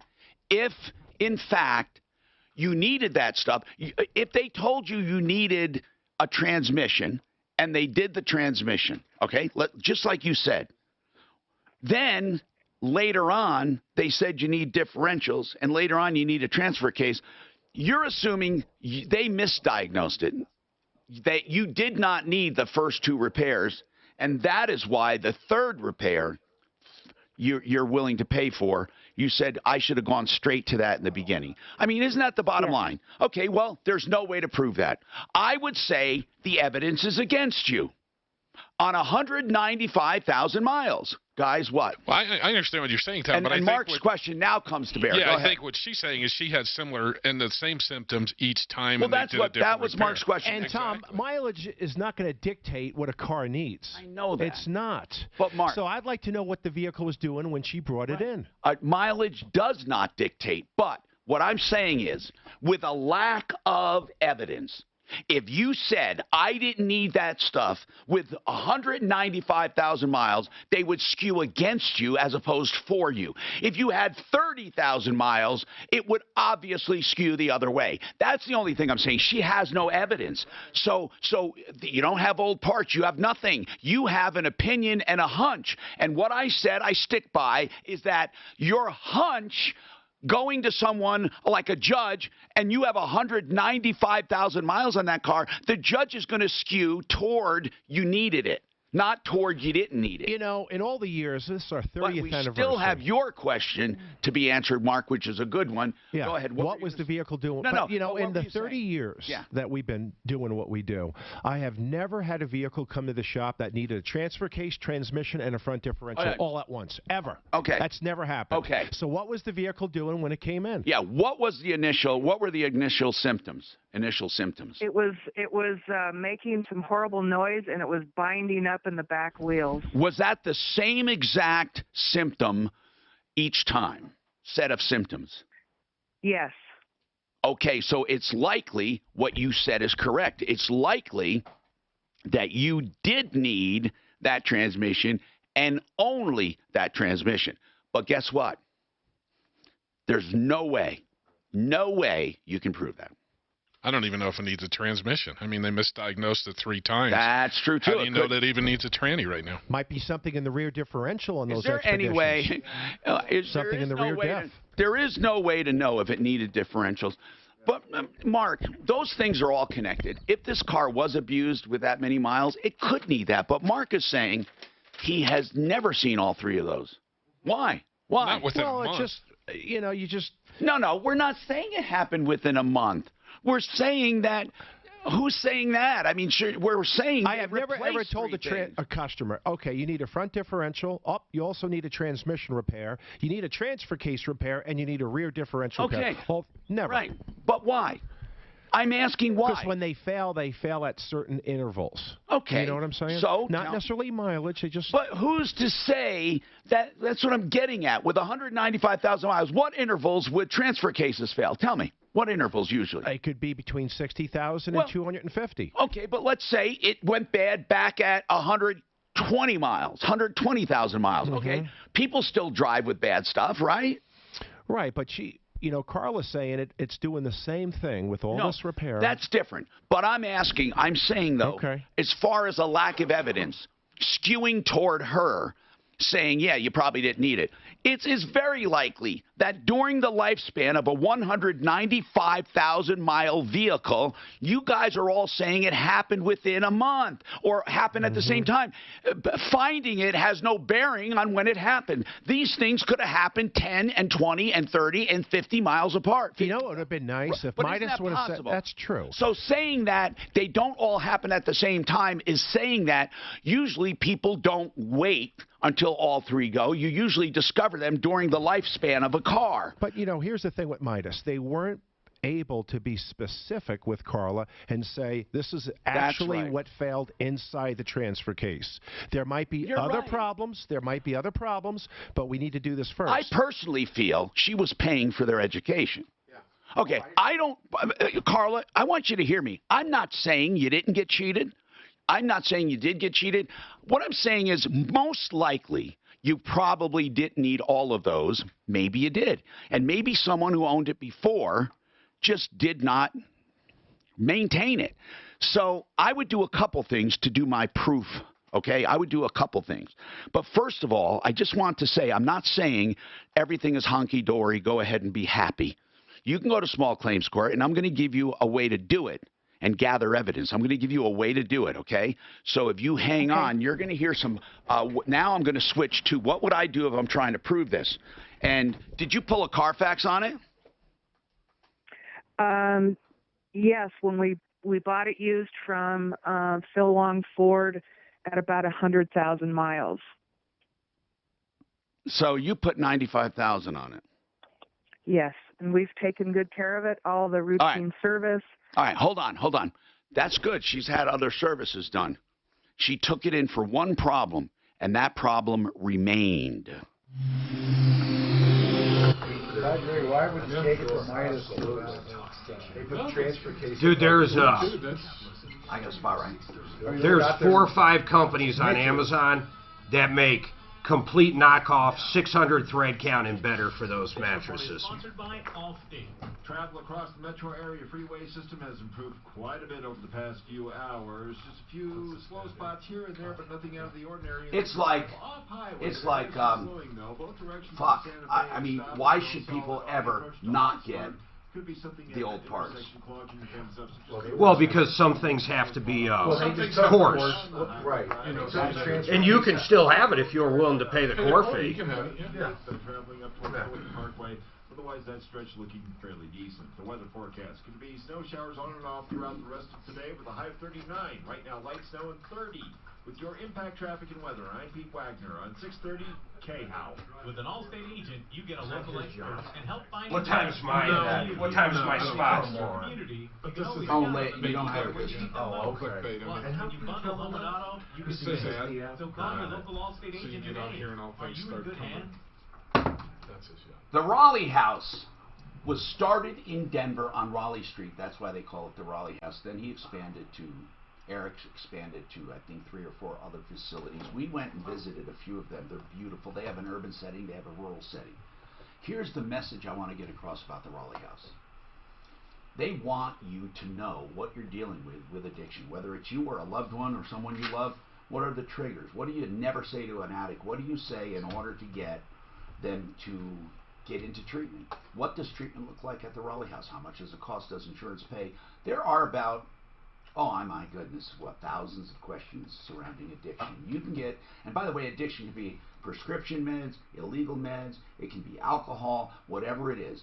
Raleigh House wants you to be educated, so you can call them and ask questions. And you can ask anything. You can call with the addict in your life by your side, or they can help arrange a meeting.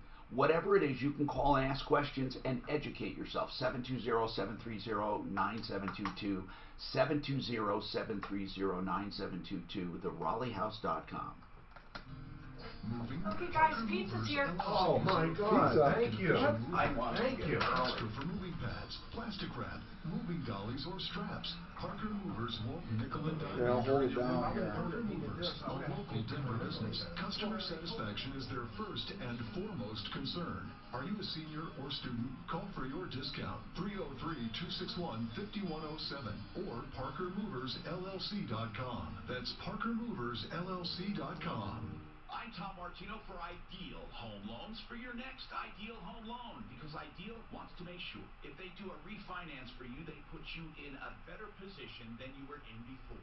Ideal is the only lender that offers these things. Credit optimization, which means they will work with you to optimize your credit. Even if you're approved, they can do small tweaks to your credit, like paying down a certain card or moving certain balances to get you better pricing. They also have pick your term loan. You can pick any term you want, 10, 11, 12, 13 years, 18 years, 20 years, 30 years. If you paid it down, you don't have to go all the way back to 30. They also have a rate guarantee. If rates go down over the next 2 years, they refinance you free of all lender fees. And they have pre-approvals, which is just like a cash offer. You are actually approved. All they're waiting for is an appraisal. And written guarantees that your pricing will be a certain amount and it will not change. 303-867-7000. Closing in 3 weeks or less. 303-867-7000. IdealHomeLoans.com. They're also on my referral list at referrallist.com. Icon Eye Care is your hometown LASIK partner of the Denver Broncos. Hello, I'm Tom Martino. Icon Eye Care has done more than 250,000 LASIK procedures in Colorado with the top surgeons around. I'm getting the word out about Denver's LASIK Center of Excellence. See the world in a whole new light? Toss your glasses and contacts away. Call Icon today for your free LASIK consultation at 866-GOT-ICON or visit iconeyecare.com. For those of us already sold on stem cell therapy to relieve pain and avoid surgery, there are still vital decisions. How it's done, what is injected, and who it's injected in makes all the difference in getting good results versus no results. I'm consumer advocate Tom Martino. Confused by all the stem cell advertising? I was too, until I did extensive investigation. Hi, I'm Dr. Chris Centeno, and I'm dedicated to giving you She's talking about this real finding. facts about stem cells, avoiding the hype. Would that be something? Centeno was the first Tires going physician sucks. anywhere to use stem cell therapy in a clinical setting for What's that tires arthritic on? conditions. Fixed. The woman wrote us stating that she was housebound. Yeah, so Midas did, well, a torque converter. Doing all these things. No, somebody else did a torque converter on it. Just a torque converter. Just a torque converter. Oh, God. Then they took the Midas and they did a transfer case. Oh, my God. And then a U-joint. Unfortunately, some people do come to Centeno Schultz Clinic only And they after took the discount, put a set of tires on it, it's fixed. amniotic fluid masquerading Oh, then they said I needed transmission wiring harness, front differential work, and bearings. Don't make the same mistake. Contact Centeno Schultz at I have never seen failure of a transmission harness, you know, with normal. Oh, right. What's your problem, bruh? Bruh. What's your problem, bruh? More experience than any other provider in the country. Why would you go to a clinic with no MDs at all? Centeno Schultz can help you with painful joints, knees, hips, back, shoulders. What do you do with all your boxes, Mark? You order so much from Amazon. Don't you remember Suzanne complaining about I know, but I order just as much, but do you recycle them though? I follow. Did you get that email? No, but I will. Do you recycle Order them? all that shit. Don't fuck around. Order everything I say. Oh, Well, a lot of it are ingredients, but the ingredients are way better to buy on Amazon.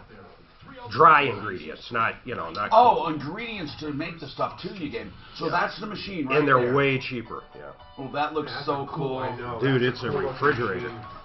Anywhere 25 minutes to an hour. Or 50 minutes. Tom Martino here.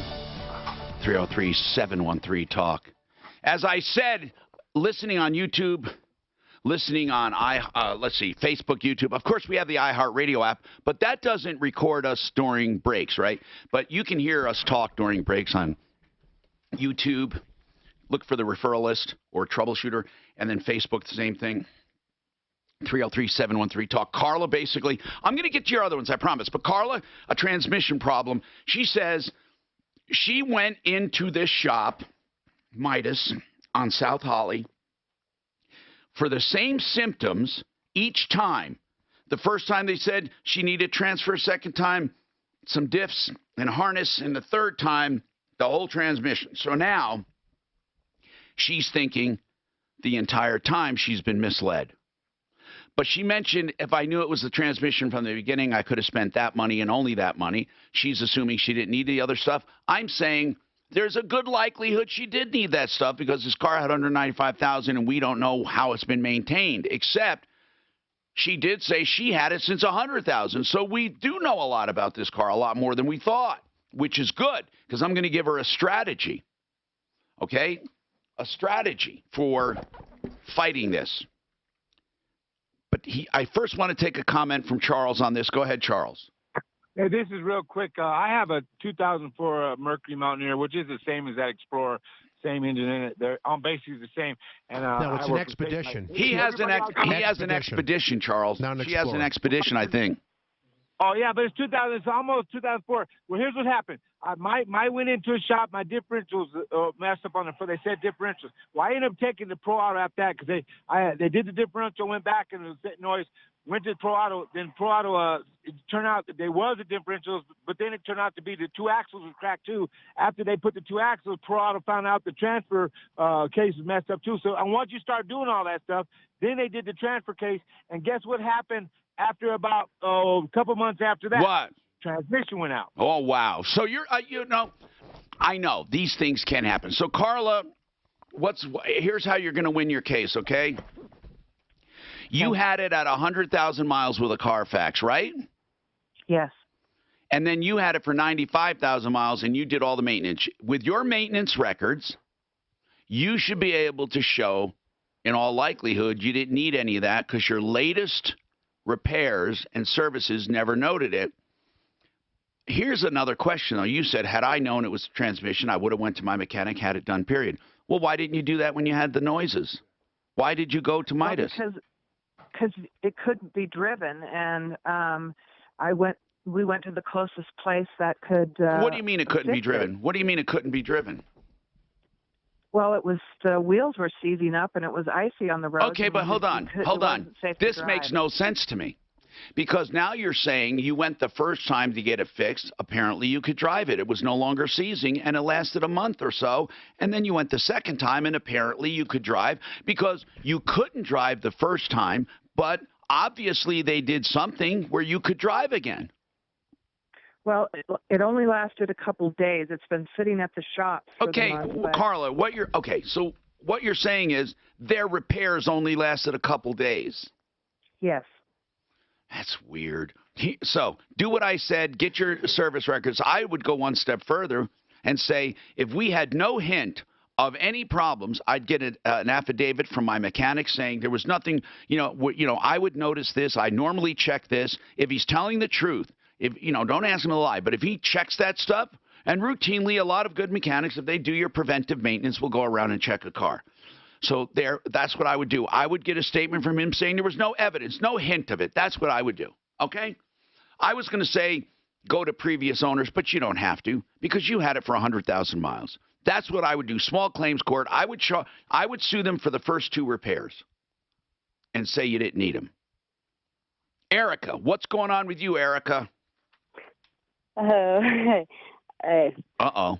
I'm listening to all this, and I'm thinking, wow, my problems don't quite fit into these. But is it similar? You have a Ford issue. What's going on? Oh, well, okay. I bought the car from Ford. When? But I bought a 2011 Dodge Durango. When? September 14th. Okay, September 14th. How many miles on this? 123,000. Mm-hmm. See, so many people are buying these cars because of they have to get the price down, so you put all the 123,000. I have a simple question on this. How much did you put down? I put 1,000 down. Okay. So now what's going on? Well, less than 30 days in, I tried to take it back. I changed my mind. Well, you understand though. You were hoping they take it back, but you don't get time to change your mind on a car deal, right? Yeah. Well, okay. I looked into the dealership recalls for the Dodge Durango. Yeah, but recalls don't ever give you a buyback. I mean, recalls are just to fix the problem. Yeah, Okay. I know that, but then I was having issues with them fulfilling their part of like when at the time of purchase they were supposed to service a few issues. Basically, you're frustrated with the car, right? You want to undo the deal or what? Oh yeah, and right now I had issues before the 30 day with the antifreeze coolant system, and they fixed that, and then now, did they fix it free? Not really. It came out of my service contract. You have a service contract. Yeah. How much did you pay for that? $1,500. Yeah, you're going to get very little use out of that unless they just listen. You did so many things wrong, I can't begin to tell you, with the service contract and with the not getting the car checked. But let's talk about what we can do for you. I think what we need to do, you need to figure out, did they lie to you, cheat you, or defraud you? Most of the time, dealers do not do that. That they just have uninformed consumers who fall hook, line, and sinker. But did they say to you anything or write anything down that would lead you to believe, you shouldn't have had these problems? Well, the sales guy told me that it would be a good, reliable car. Oh, really? If you know what? I wish you were running a recorder at the time, because something that small, I'm serious, Erica, something that small of a guy saying, Erica, this is a very reliable car, or this will be a very reliable car, that could be fraud. It could be. But what I need to know, what is wrong with the car right now as we stand? What is wrong with it? Well, on the 6th, the alternator kind of went up in flames on me. The alternator, what else? Well, because of that issue, the alternator and the battery and the computer system, they all 3 went out together. Okay. After and is that what you're calling about now? That's expensive as hell? Yeah, it is. But that's only part of the problem. What's the other part? I had to tell them because they told me I wasn't allowed to take it anywhere but to them to fix it. Oh, you mean because of the warranty? Yeah. So I told them that they needed to either come tow it because they were going to fix it, or they needed to come tow it because they were taking it back. Either way, I didn't really care. Right. But something needed to happen. So what did they do? They took it back and they maintained contact with me for a couple of days, and I haven't heard from them, and they are not returning my phone calls. Okay, so that's where we stand. What's the name of the dealer? Dodge? What was it? No, wait. What was the dealer? Loveland Ford. Loveland. Okay. Hold on a second. I understand your frustration. Loveland. Oh, man. You know, the used car paradigm is not working, folks. It's not working. Even if you think you don't have the money to buy a newer or new car, you do. You have it because it's going to come out of your ass no matter what you do. It should be on a better vehicle. This is tragic. What's going on? Is sponsored by Mattress Firm. Rocky Mountain Retrofoam Lawn. Rocky Mountain Retrofoam Lawn. 123, it's 2/3 done. You know, 123,000 miles. That car's 2/3 finished. You know, if you get another 40-50, you're pushing that 160. What was it? What kind of car? Durango. 2011. Are flashing red at Santa Fe and Oxford. Treat that as an always stop, or just avoid that intersection altogether for now. The weather forecast could be a chance of snow showers throughout the rest of today with a chilly high of 39. Right now, light snow in spots, and we're sitting at an even. Oh, that's the sweetener. Yeah, that's a good sweetener. Which one? The one that you have there, retinol. Oh, it's the best, man. Zeros. Net zeros. And then you definitely want those coconut milks. Those are shelf stable. You don't have to put them in the fridge till before you're going to use them. What's the gum for? The gum on some recipes, if you use coconut milk. Rocky Mountain Retrofoam is the name of the insulating company that you should call if you have an older home, no insulation, or you have poor insulation. Even those that were recently built, you probably don't have good insulation. This will take the place of your old insulation automatically and fill every nook and cranny in your wall cavity. They do it from the outside. Why? Because it is a foam, an injection foam. It's not a spray. It doesn't harden. It is an injected foam. And it stays pliable. You can snake through it in the future if you have to. There's no off-gassing. It's environmentally friendly. It makes your house up to 50% more efficient and 80% more quiet. It is a wonderful product. Rocky Mountain Retrofoam. When you see the video, it'll blow your mind. Foamyourwalls.com. That's the video. Foamyourwalls.com. Or call them 720-676-6333.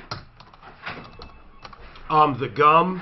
Yeah. That's a stabilizer. Is that what makes it taste like real ice cream? No. It just makes it thicker. Consistency only. Better consistency, because that's what's lacking a lot of this low carb shit. Yeah. And it's 0 carbs.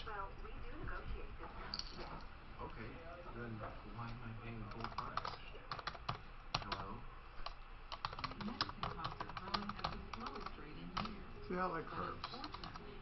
I love carbs. Are you fucking kidding me? You know the hardest ones for me? The hardest by far. Warm bread. No, fuck beer. Fuck warm bread. Beer. Well, okay, second hardest. You're right. Carbs, beer is my number 1. 2 would be fucking I'm losing it. Starch, potatoes. Fucking love potatoes. Yeah. I love fried potatoes. Love fried potatoes. Well, not even fried potatoes. You take a raw potato, throw in the microwave, and cut them up, and then fry them. Oh my God, mashed potato. That's a fried potato. That's a fried potato. Well, yeah, dork. My mom used to make her fried potatoes from. What, you microwave them? Boiled potatoes. That's what we do. Well, that's not a fried potato. No, you fry them. Oh my God. She called them that. After you cook them, you fry them. No, he's saying his mom would boil the potatoes. And then fry them. Oh, then fry them. Yeah, those are hash browns. Yeah. No, they were cut up like fried. One of the guys who works for me, I try to, because he's eating like that. crazy shit. I said, dude, I don't like Safeway. They got this roasted chicken and this and that and this. I love that. It comes back with like a 2-pound bag of potato wedges with it. They're delicious. They are. It's like, yeah. I want to get a meat slicer like Kramer. Then you can slice them potatoes super thin, make your own potato chips. We slice potatoes, boil them for maybe 15, 20 minutes, and then we have a griddle. Put them on the griddle. Oh, my God. Delicious, eh? You know, another thing is fry them in bacon fat. It's just good. Really? Oh, yeah. Bacon fat's good. See, I like sweet potatoes. So, plus they're supposed to be better for you. Baked sweet potatoes. Yeah. Just bacon, yeah. slice them up, a little butter, salt. Yeah. No, I do too. In fact, well, you said that, I gotta buy a potato peeler. For what? Well, I'm gonna do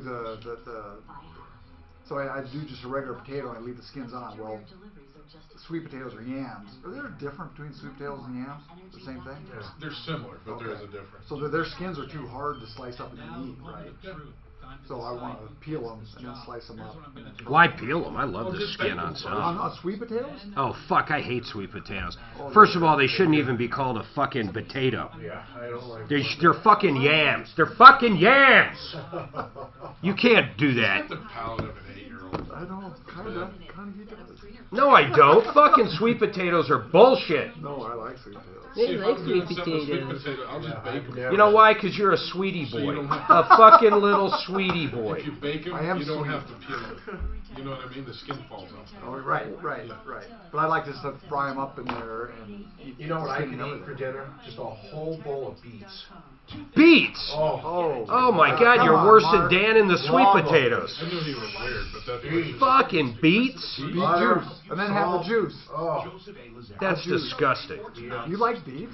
Don't like beets. It's supposed to be good for you. You love beets. You like them like boiled or what? Yeah. Peel them, boil them. When you want them, slice them, butter, a little salt. Pickled beets. I like pickled beets. Oh, you're fucking even more nasty. Yeah. You put them in the oven. Who wants to mix beets and pickles? You know what? Have you had those, what do they call them, refrigerator pickles? Where you put, those are good. We're PetSmart. God, if you had those, you would like those. In vinegar, you slice them small, slice them with onions. What? They call them refrigerator pickles. Yeah, just cold pickles. Yeah. It's a pickle. Well, no, they're really so. Oh God, they're good. What the fuck's he You don't have to can them though. Do you guys like ham hocks and beans? Ham hocks and beans. That's my. I don't even know what a ham hock is. Feet. It's a ham bone. Is it actually the foot? Hurry up, go before our thing gets killed. Hi, Tom Martino here, 303-713-TALK. Car day today. What's going on? 303-713-8255. So, Erica, where did I leave off with this one? The computer and the alternator, battery, right? So, bottom line, did they do anything so far? Have they what? Have they done anything so far? Is this covered? No. My warranty service contract covers drivetrain and engine. Yeah. By the way, they're useless. You're going to find that out. If you could, you can get a refund maybe. Very few of them are non-refundable. If you can, they can prorate and give you back the rest of your money. I would try to do that.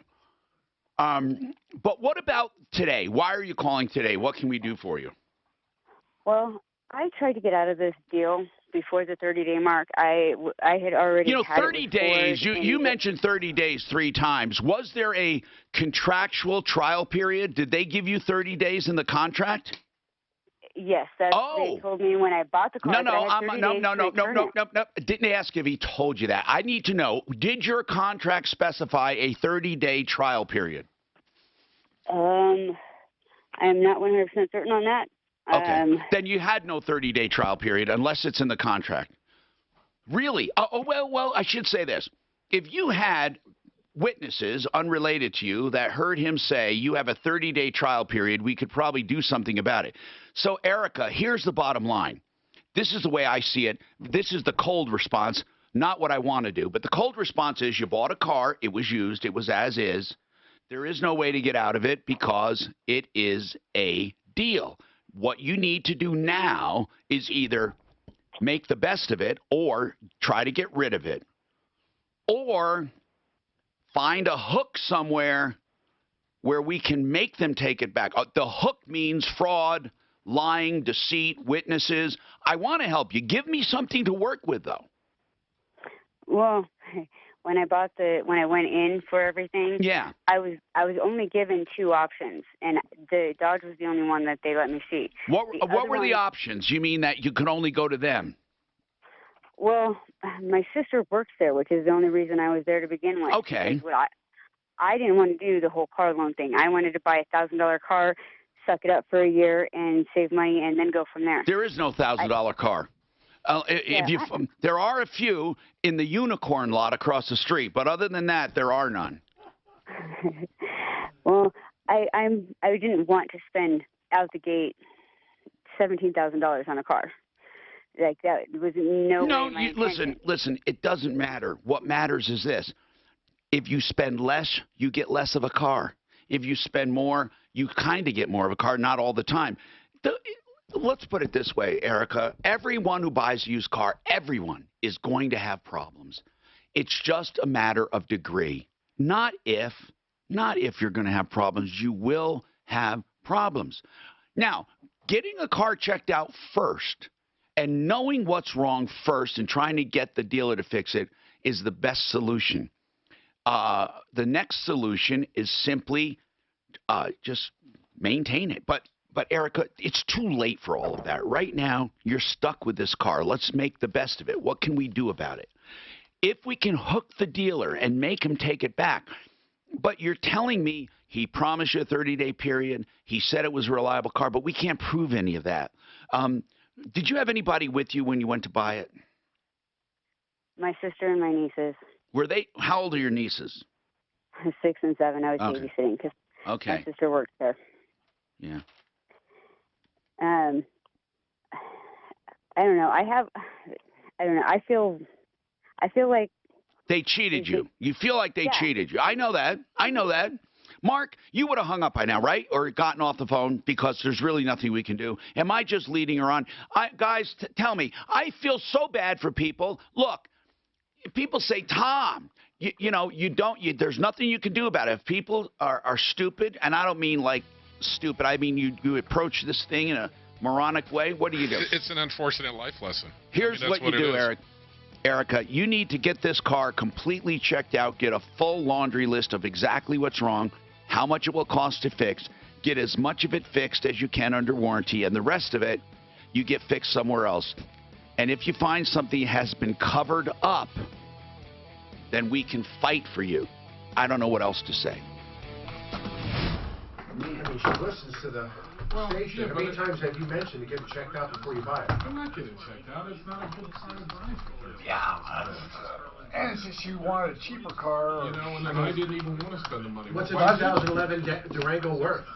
2000 what? 2011. But 100. No, they're worth more than that. 123, they're probably worth around 12. Is it got the Hemi? It depends on what it has. Yeah. Is it the Hemi? No. She's got like 7. That Hemi's not a bad fucking engine. Yeah, you're right. I think it's overrated. I'm not saying it's worth a lot more. I'm just saying as far as you can get a couple $100,000 off it if you take care of it. Dodge had a lot of problems with their truck engines and stuff, the cams, and there's a lot of issues with it. But why would that's a big vehicle, too. So what did you, Dan, I never asked you, and thank you for helping Scott out with this pain in the ass customer. Yeah. Scott's totally got out of his way and totally helped this guy. What did you tell him? What did I tell him? Yeah. Well, I talked to him, and then after talking with Scott, I said, go back, and he said, well, they didn't do my, what was the intake, the exhaust on the intake. They could have just put a clamp in there and put it. And then when I talked to Scott, he said they did it for free. They didn't charge that. Right. So I said, but I didn't want it done that way anyway. Right, that's what he said. Yeah. I said, well, I could have done that, and he was. No, once they go on a tilt, they usually. He was just like in a. Scott told me that. That's right. Did something for nothing, right? He was just like in a bad mood for with everything, and then let's see what was the main thing that. I says you had extra. He says I spent this on the bearings. I says they showed you the bearings that you needed. You needed bearings, or your wheel's gonna fall off. Yeah, but I still have a line in it and stuff. I says, well, you had more than one problem. Yeah, which was the alternator. The one. Was it the alternator? Yeah. No, He wanted to do it himself. Yeah. Yeah, the alternator. He said it was the wheel bearings that you guys, and then now there's when still we did some the wheel whining. bearings, that whining noise went away, but then the alternator went. And that's what I said. He still had. Apparently, there were different pitches of whine, so he had several things. Kind of leave his wrong wife with out next time. Leave his wife home. Yeah. Man, that'll usually get him to hang up. Yelling, cursing at Scott. Scott's going out of his way, picking the car up, giving it back to him. Oh, he cursed him. He didn't curse at me, but he cursed at Scott too. As soon as they started with that, I said, "That's I it. need to calm that down. I'm gonna hang up. You better fucking right." Yeah. You agree. do it for me. You're absolutely right. I agree. Yeah, I got no patience. Why would I take that kind of, abuse? You want to come down and talk? Come down and talk. Don't scream, profanity. But I think there are places that I think when you get mad they'll actually do more. But I think that's minor. I think you got to know where you're at and who you're dealing with, bro. Exactly.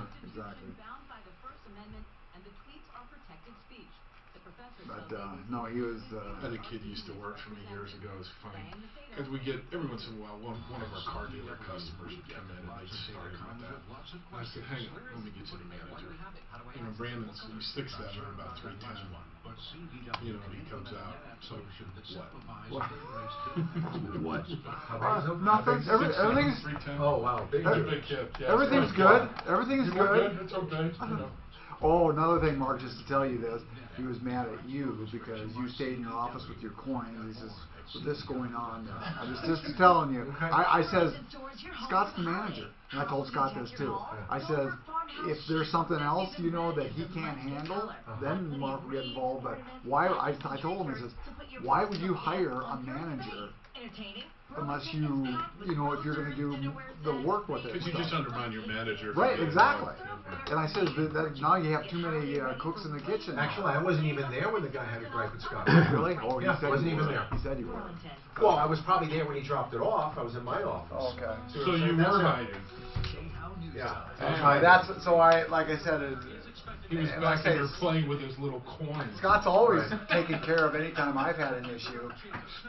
He's got a great memory. Scott's got a great memory. Oh, yes, he does. Every time I've talked to Scott, he's a nice guy. Yeah, absolutely. He's always been a nice guy. So I think, and I said they'll diagnose it for free and stuff for, on there. And that's what Scott said. So it's just take it back. I said, you got to take it back. And a lot of it is that they want someone to gripe at. It's like I just had one yesterday. Holy crap. He said, you have more customer service than I got from them, for months. And really that's what they want, is someone to talk to and listen to their... a lot of times you can shortcut. A lot of times they're, determined. Yeah. It's like spends a lot of time with every customer, actually. Oh no, sometimes really. But there's a lot of people that want. Yeah, well, Scott does that with everyone. Oh, okay. Oh, absolutely. What does Scott do? Spends a lot of time with them, telling them everything. Yeah, he does. Very patient, very. And even Scott told me is he was never attacked. But he understands what. Scott knows a lot of stuff. He knows a lot of stuff. He's been doing it for a while. Right, he knows right. Absolutely very knowledgeable. But I think Scott's the kind of guy who doesn't know, he'll find out. Oh, absolutely. Yes, he does. That's exactly what he does. Because they're not mechanics. That's exactly what he does. You don't want, the worst thing you can do is have a mechanic for a service writer. Oh, is it? Yes. Yeah. Oh, because he will give all this advice over the phone. Car over the phone. Right. Yes, you're right. I can see that. Because they're all prima donnas and they all want to show off how smart they are. Yeah. And they all, Totally it's like, you think that's what it is? I'm sure it is. Okay, thanks. Click. Yeah. I'll take it somewhere else. Yeah, you don't get paid for all your knowledge. I'll take it over to Titus. And they predetermine things before the car's even there. Oh yeah. With service writers are just concerned with serving the customer, getting the car in, getting it diagnosed, getting an answer, the process. Sure. The process. Mechanics like to skip the process. Oh, yeah. They already know what's wrong with it before it comes in. Yeah. I'm gonna take it back, Dan. I'm not gonna. I'm gonna keep this one. No. I'm gonna take back what I said. I'm gonna keep this one. Oh, you are? Yeah, I did the bench. That AMD is 3 generations back to $549. So it's like you get a 7 or you get a 5? 7. But really, like I say, I'll bet you. For you, I think that i5 would be perfect. Right. Well, why would you need one? Also, on 7. I started looking at that. Unless you do a lot of computing, like what are you gonna do? What software that you would have on? The one thing I would do, but it's still it's still a good deal. You got a good deal. It was $750. Yeah, it goes off sale quick. But I tell you, well, it'll go on sale again at Christmas time. But that laptop I have that in the 19-inch. Oh, that's a huge. Yeah, I use it for a desk computer. Oh, okay. And the only thing you got to remember sometimes when you're showing somebody something, don't touch the screen. I do like the convertibles, though, don't you? Yeah. The what? Yeah. That's what because I like my iPad, but I mean convertible like the laptops. Yeah. Hi, Tom here. Welcome. I am Tom Martino. I've been on radio for a long time. I've been on television for 32 years. I retired years ago, and now this is my full-time focus. If you're just tuning in, on the air, weekdays, 4 hours a day, you can catch us anywhere. Our flagship, KHOW in Denver, iHeartRadio app, Facebook, YouTube, iTunes for podcasts, and elsewhere. Referrallist.com. I don't plug enough, but that has all of our information along with our referral list. Today's car day, so if you have a car question, it's a good day, but we're not just concentrating on cars only. 303-713-TALK. Here's the rule. I'll let you know whenever a line's open. Right now we have one open. 303-713-TALK. Hi, Richard. What's going on with you? Hey, Tom. Hey. So, I've got we're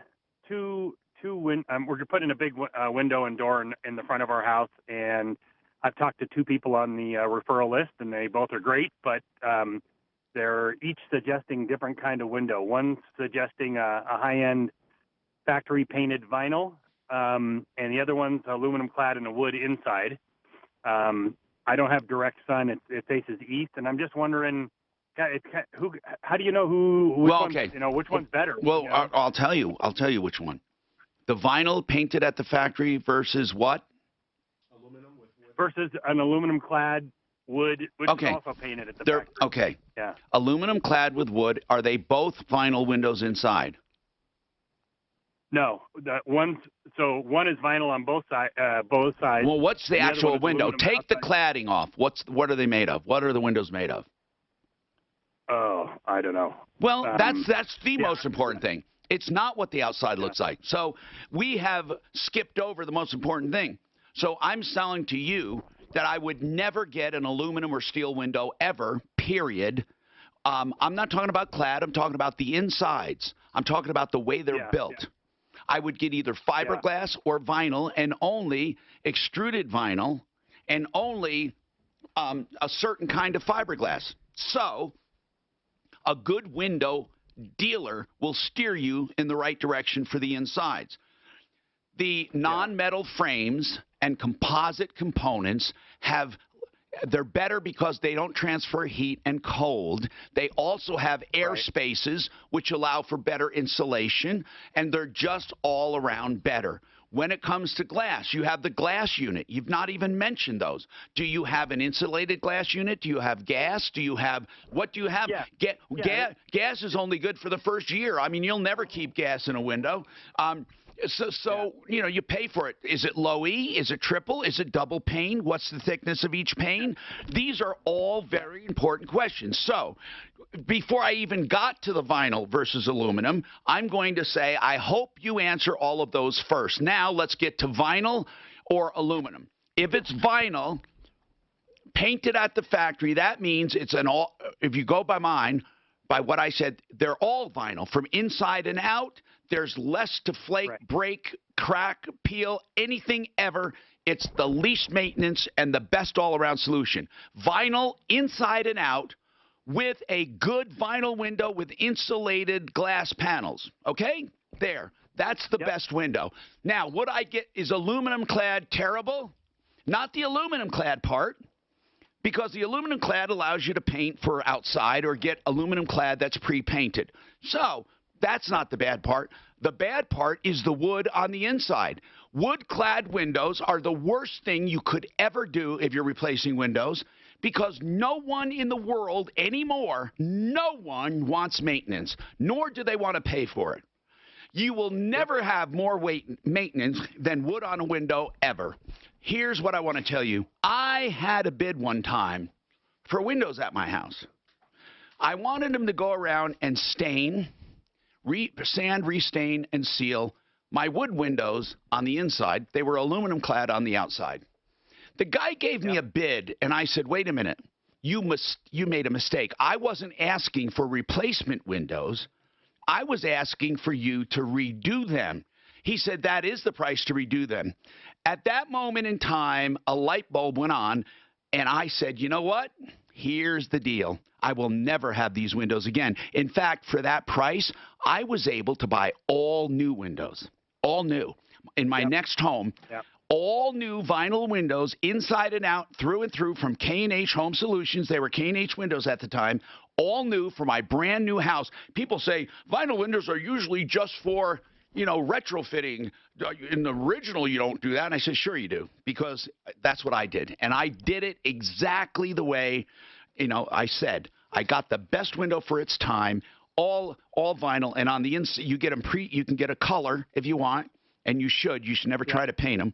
And I never had to maintain that window ever. So there you go. You got my opinions, but please educate yourself first on the rest of the window, which is the most important part. Wood windows, I don't care who they are. Hello? It's over. First of all, they're just terrible. Wood was used because we didn't have anything else. You understand that? And now the other things have come to be as a design as opposed to a function. For example, wood is out now because wood is out. Wood was used in all things. They even built airplanes with wood because they had nothing else. Now we have everything else. Now when I say things evolve into design, the reason we had these window panes, you know, with the 8 panels or the 6 panels, they look beautiful, right? We had them because there was no way to make sheet glass. So they took little glass and connected them by wood. That's the only reason we had them. It wasn't for looks. Now we take a sheet glass and we put artificial grates in the middle of them to make them look like paned glass. The reason we used to have paned glass is because that's all we had. Now we have paned glass on purpose because of the design or something to look like paned glass. Don't make that mistake with wood windows. You can get stuff and color them, you know, earth tones to match wood, but don't ever, ever depend on wood. 303-713-TALK. That would be the same as saying, I want paned windows, small paned windows. Could you imagine? Yeah, you can buy them. Can you imagine spending the money to do that? Because, well, that's the way I want. I want genuine. That's BS. Genuine doesn't pay for itself anymore. Get with the times. Everybody agree with that, right? Right? You get with the times. Absolutely, makes sense. With cars, too. You know the dumbest, it used to be. You know the dumbest statement I heard? It's actually a smart statement, but not the way they meant it. They don't make cars like they used to. You're damn right they don't. They make them way better. You know, people don't want to hear that. Oh, no.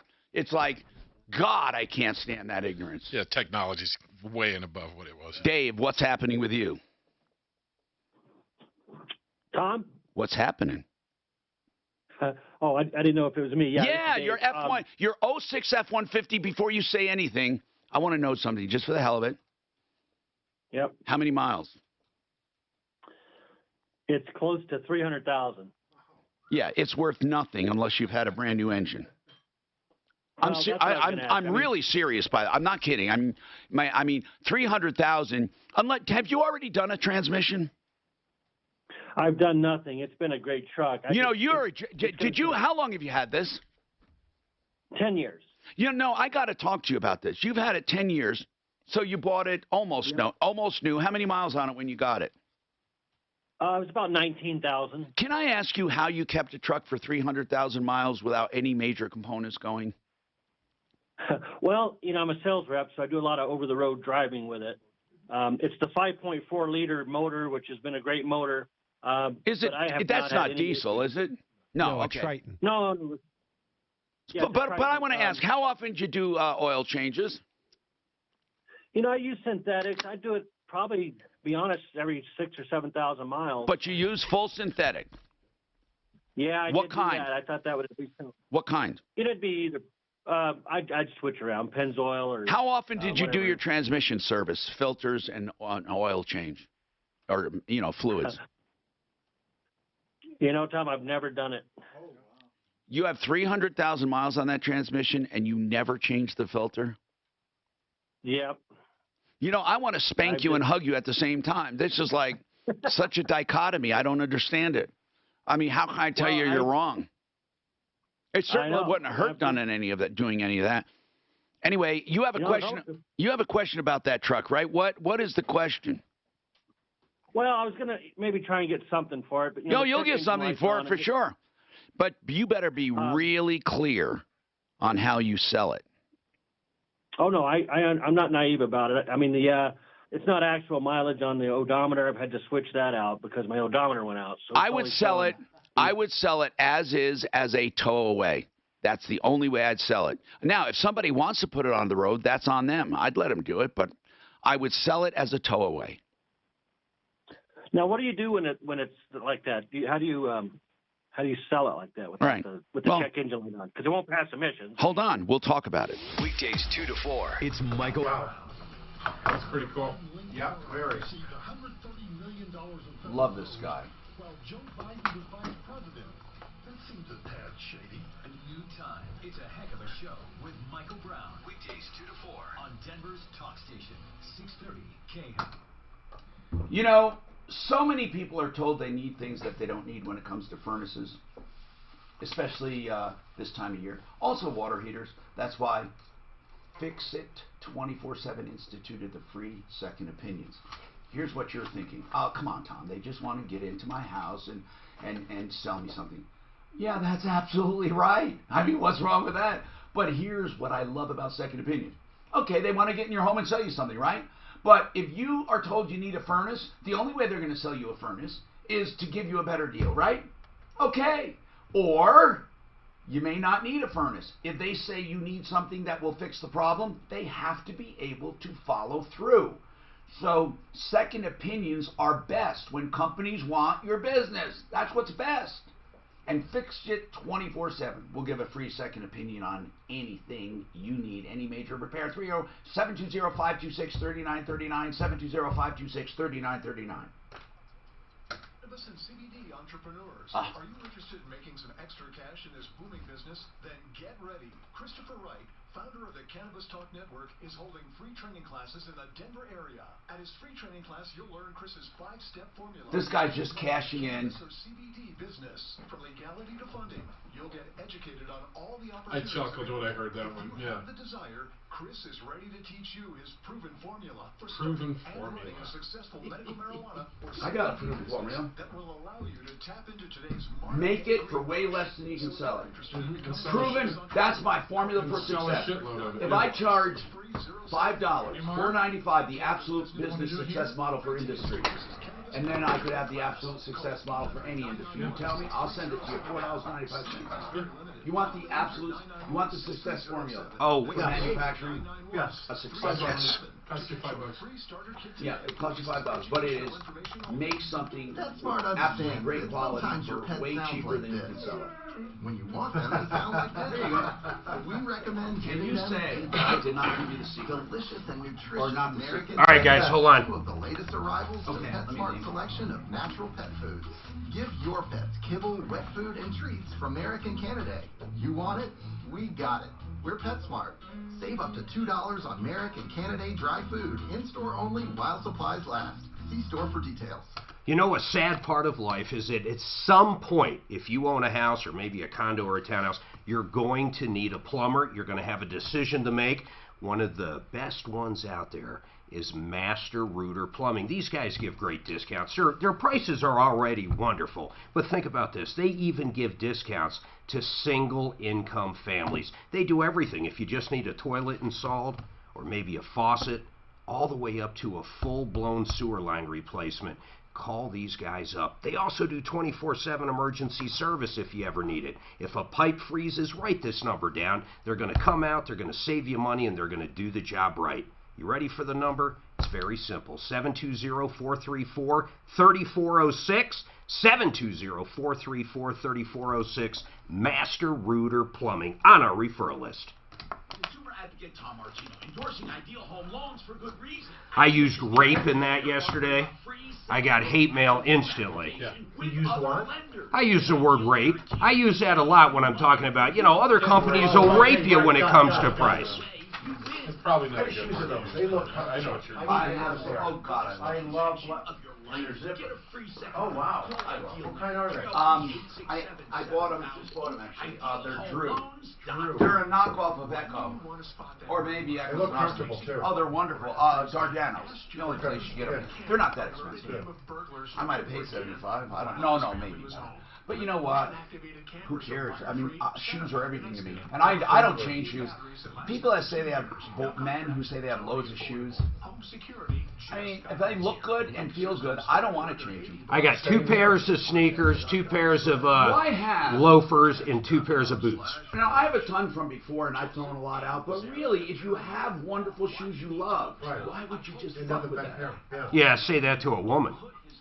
Oh, no. Suzanne's pretty good, but she's got friends that have, 200 pairs of fucking shoes. Okay. How about purses? We know someone that's got more money in purses than probably what their fucking car cost. Well, of course. Well, you say of course. I find that. I bought them. I'm not even talking about him. I'm talking about Dan. Yeah. I bought them. You don't even know what we're talking about. I don't. I got more purses than anybody we've known. I got more purses. Okay. But they come 25,000. But the ones I'm talking about were like between 3 to 6. Like what? Louis Vuitton? What? They're man bags. Yeah. That's not the only one. There's all like Fendi or. See, I think Coach is outrageous. Coach, 500 to 1,000. No, your coaches can get up there too. But what are Michael Kors? No, is it Michael? There's some really expensive ones. I'm trying to think. Bugatti. That's a car, right? Yep. Yeah. It's a purse, I believe. Close to it. I don't think it's a. It comes with a turbocharger. I have to remember, I'm so far out of it now. Now, Stephanie has some really nice purses. Doctors support removing but patients from we get medical good deals. What's the most expensive purse you ever bought? Me? The insurance company solution is to pay less for Jesus. But it was worth way more. It's the most expensive I spent on. Billing, paid for by doctor-patient unity. How about on a pair of shoes, women's shoes? 600, 700. God, it's crazy. You know there what was pairs of Skechers I can There was get? one for $8.99, $8.95. That's like This college. 60 Hi, pairs Tom of Martino Skechers. here, 303-713-TALK, 713-8255. This hour brought to you by RealCBDThatWorks.com. And I mean it. RealCBDThatWorks.com. Part of Panacea Life Sciences in Golden. Pharmaceutical grade. Hey, if you ever have any questions on this or anything I talk about, call me, please. I love to talk about what I talk about. What was that one with Loveland Ford, guys? You have your notes. I threw my notes out. She's calling 2011 Durango. What was she had the alternator computer and stuff that she had? Okay, she had an extended warranty. She thought she had a 30-day. She thought she had a 30-day out. Mm-hmm. I don't know why she's trying to get away from or get a call from Ford. Is she still on the line? She said, no, I can call her. She said she didn't hear my advice. Suzanne, here was my advice. You were going to advise her in the small claims. Yeah, the small claims was she didn't have this. Well, she doesn't have a small claim. No, small claims. No, small claims was the one with 195,000 miles on it. Right. She owned it for 95,000 of those miles. For those just tuning in, don't worry, it's not important. But the bottom line is this: the woman with Loveland Ford, she shouldn't even try to get a hold of Loveland Ford. They don't owe her anything. She needs to get it out of there, get it completely diagnosed. This is what I told her: get it completely diagnosed by an honest, trusted shop. Once that's done, then she gets what's covered under warranty done back at the dealership because now she'll know what's wrong. Say, look, this is wrong, this is wrong, this is wrong under warranty. The stuff not covered by warranty, she's got to take care of herself. Well, the warranty's not going to cover that, though. The warranty won't cover the alternator, computer, and battery. We're not talking about that. I'm talking about just get it completely analyzed. I'm sorry. Everything. So she can once and for all know what's wrong with it. And then, Suzanne, the most important part, during this process of getting a list together of everything wrong, she does the repairs warranty won't cover. They do the repairs warranty will cover. If something is found that was purposefully altered or rigged, then we would have a case. That's it. There's no magic. We have been given this advice. How many people hear a used car problem and start rolling their eyes right away? Who does it? Who does it? Now, what about the... It is interesting. People have no idea when they purchase a vehicle what the hell they're doing. I mean, it's really crazy. They think there's 3 days to return it. They think it needs to be running perfectly. Where do these ideas come from? I don't know. And they think, and even though it has to pass emissions, you have to have it, you have to show it failed within the first 3 days because of the emissions voucher, or you don't even demand a voucher. So there are so many things wrong. That's why I wish people would call us before they go out. Now, Dave has a truck he's had for 300,000 miles. This guy's owned it since 19,000 miles. It's an 06 F-150. Here's the deal. He wants to sell it. There's a check engine light on it. That check engine light could be for any number of things. And here's what I would do. I would sell it as a towaway. You asked how to do it. That's how you do it. You sell it as a towaway. That's you put right on the bill of sale, towaway. Okay, that way they can't come back and say it won't pass emissions. That's right. Or you could sell it in a county that doesn't have emissions. Yeah, well, that's a good. True. I'm close to Will County. You're right. You could do that. I wouldn't do that either. I wouldn't do anything implied.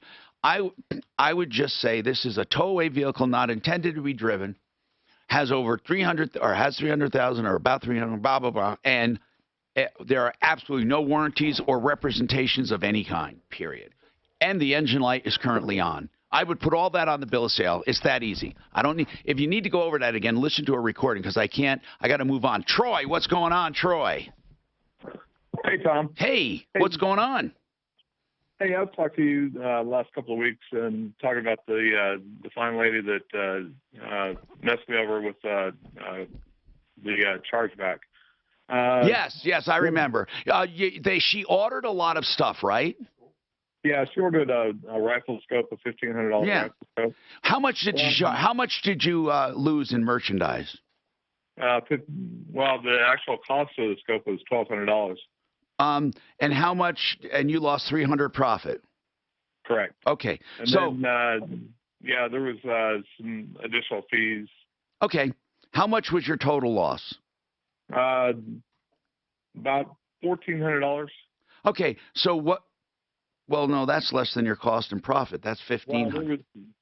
So California, because I'm selling firearms parts, California tax on an 8% fee just to sell stuff in California without. So what was your basis in this transaction? How much did you have? How much were you expecting to get from this gross from this transaction? $1,526. And $1,526 was charged back. Correct. Okay. What can we do for you? I told you just because it's charged back. And why did the Visa company, not Visa, but the credit card company allow that? Usually if you can show your side of the story, they will go with the merchant. What was her reasoning? Because of the address verification, it ended up being a counterfeit card. So the card was authorized and processed, and I had the money in the bank. But because the address verification was a negative, the shipping and billing address didn't match the card information, and the card holder name didn't match the name on the invoice. Well, I don't understand. It's still fraud. Why didn't they just undo the deal? I don't mean undo the deal. I see what you're saying. They did undo the deal because it's fraud, and you got screwed. Right. Okay, yeah. But wrong question. Why didn't they investigate? Like, for example, who has your stuff? Yeah, the stuff went to Indonesia, and because of the did it go through a freight forwarder? Is that the scam we had? Okay. Yeah. And the freight forwarder, who are you going after? Who do you think owes you money? The freight forwarder. The person who the person who put in the order and received the goods. Who received the goods? Two different people? Yeah, one put in the order and one received the goods. Is that right? Correct. And the one that received the goods forwarded it to the one that made the order, right? Correct. Okay, I get it. Now, here's the deal. That freight forwarder doesn't owe you anything unless you can prove she has your merchandise. Yeah, I've got text back and forth with her where she acknowledged that she received it. Good. That's called quantum merit. Now, that means she got something of value. She needs to pay for it. But she's going to say she was under no obligation to pay because she never ordered it, blah, blah, blah. You're going to have a fight on your hands. Right. So going out to California to sue in small claims court is a waste of time. You are going all the way out there to sue in small claims court? No, I am not. Oh. So what I want to do is I want to find a debt collector that will go debt after the debt. Okay, you're 15% usually, and that's with no court and stuff. If you have to go to court, it's not worth it. You're going to eat up that $1,500 in a couple hours. Right. So I talked to a California debt collector, and he said that because I'm in Colorado, and she's in California, I have to find a Colorado debt collector that is licensed for California. Well, that would be the best. Or he's kind of right, but what you need, the transaction happened here. Really, it happened here, not there. You can sue her. I'll make the argument you can sue her here. However, somebody will challenge that. What I would do is I would sue her here in federal court because of a diversity of jurisdiction and a diversity of parties. In other words, I would say, I'm telling you what I would do. I'm not giving you advice. I would go to federal court, and because of a diversity of parties and question of jurisdiction, I would go federal court, and I would sue for that, and then I would make her challenge jurisdiction, venue, and get it dismissed. Otherwise, she doesn't show, you get a default judgment. And a federal default judgment, you can domesticate in California and kick the crap out of her and take what she has or get garnishments. That's it. I can't walk you through any more than that, okay? If you have a specific question I didn't answer, tell Suzanne, but that's the general gist of that. This is Denver's Talk Station with Tom Martino. Now, Michael Brown at 2. I don't want to talk about it again. Interesting idea. So that thing's coming in tonight, Mark? What's that? Massages coming tonight? Yes. Have you guys seen these things? I tell you what, these are going to be the biggest Christmas gift ever. What is it? Those massage guns. Oh, they're great. Why would you say a business gift? No, the biggest. Christmas. Are people going nuts for it? There's so many on these and stuff. They got such great reviews. Why'd you get so hot and bothered about it? Me? Yeah. No, I did get hot and bothered by friends who were younger. I went to college with. They like it because he's got a lot of knee issues and things like that. And it really impressed you because you tried it. I tried it and stuff, but I can see I don't really get knots and stuff in there. But I mean, look, if people say, "Well, I'd go get a massage," right? I don't have to see you. Just wave. Massage flail your arms. Yeah, like that. An hour. Right. Yeah, not now. Why are you waving now? These things, you get like sore. Just give me the finger. Where do you get sore, Mark? Where do you get sore? Rocky's Autos. .com. Now, you can't judge what they have by the internet. They buy and sell so fast, you're going to see them come and go on the internet. But you can check them out, Rocky'sAutos.com. But it would be better to drop by 63rd and Federal, Monday through Friday, 9 to 7. Saturday is 9 to 6. Here's the deal.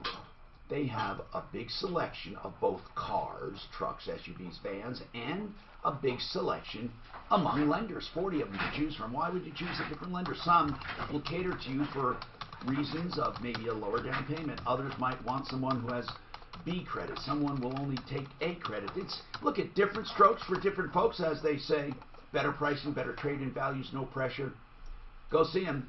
That's Rocky's Autos, 63rd and Federal, 303-426-5600. 4646.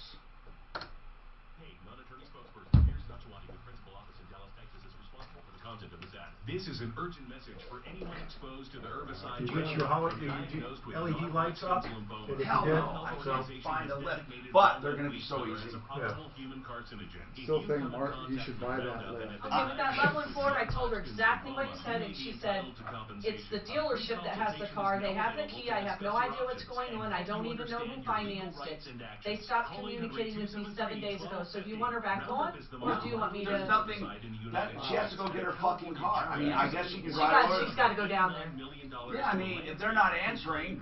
Of course she doesn't have a key. Now, I'm going to tell her to get her video recording going and go down there. Yeah, that would do it. Yeah. Do it. Yeah. Wait, you're just stirring the pot.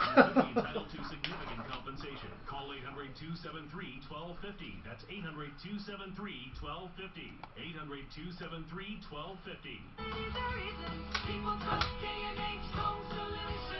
You don't have to wait for Black Friday to get special deals from K&H Home Solutions. November is Black Friday month at K&H. Not this 40% time. off windows, 40% off doors, and 40% off the best siding in the world. Does K&H actually make those windows, or do they?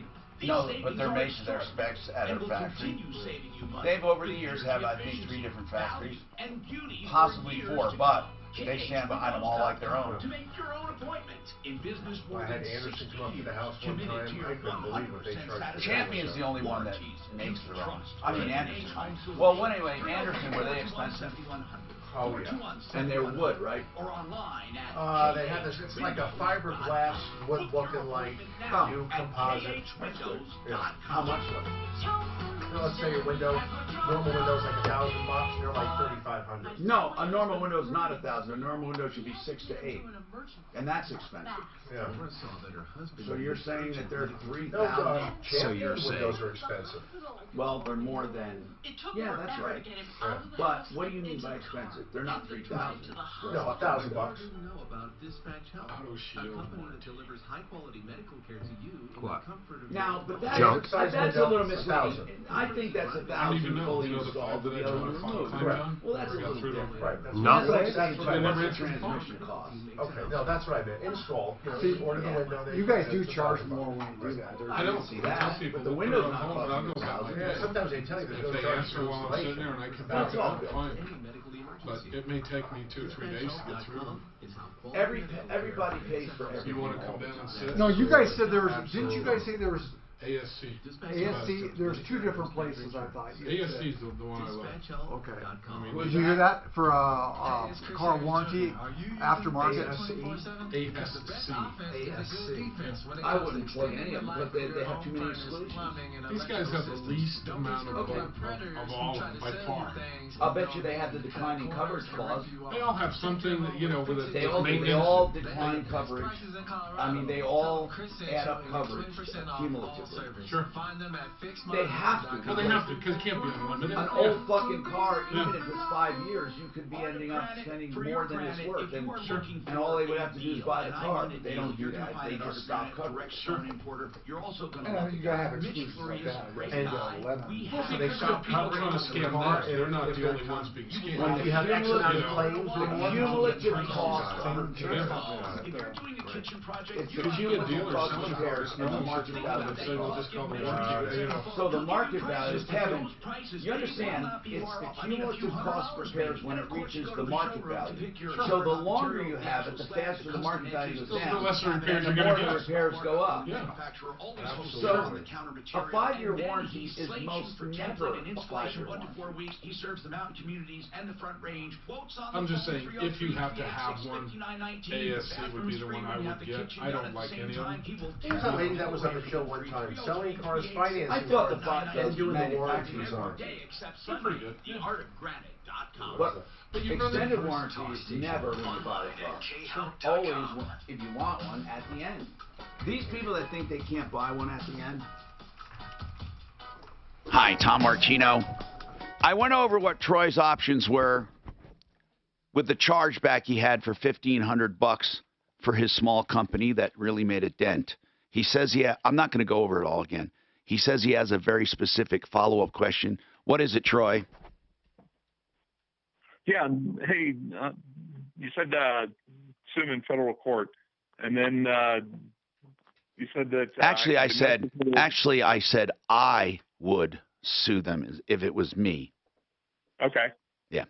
So to domesticate it in California, do I need to travel to California, or if you have any kind of a judgment, it doesn't have to be if it's a state judgment. To domesticate a judgment in another state can be done without you going there. Okay. But you have to hire professionals to do it. I'm not sure if a federal judgment has to be domesticated at all. And listen, the federal court may turn you down. I doubt it, but they may turn you down. If you have a diversity of parties sometimes, and it's an issue about where it took place, and you might be able to sneak it through. Do you think that the person who received these goods and forwarded them is a victim too? I'm not asking. No. You think she is in on it? Yeah. I don't think so. I don't think so, and I'll tell you why. Because usually the people in these scams do not leave a chink in the armor. They use people who are unaware. She might be aware now. The only thing that makes me suspect her is if she kept the product. Yeah, she sent it to Indonesia, and when I actually got a hold of her, she was in Indonesia, and there was several scopes there. And I get it, man. I get it. We talked about this enough. Irina, what's going on? What's happening? Hello. Hi. What's happening? Oh, hi, Tom. Thank you for taking my call. What's going on? So I have a question about a car purchase. So I am leasing a Subaru right now, and my lease is almost over. And my option is either to buy the Subaru, or I would really like to buy a Toyota. I have really good experience. What do you have Toyota. now? Do you have a Subaru? Subaru, yes. Okay. How long was this lease? 3 years. And did you stay under miles? Yes. Good. It's 25,000 miles right now. 25,000 after 3 years?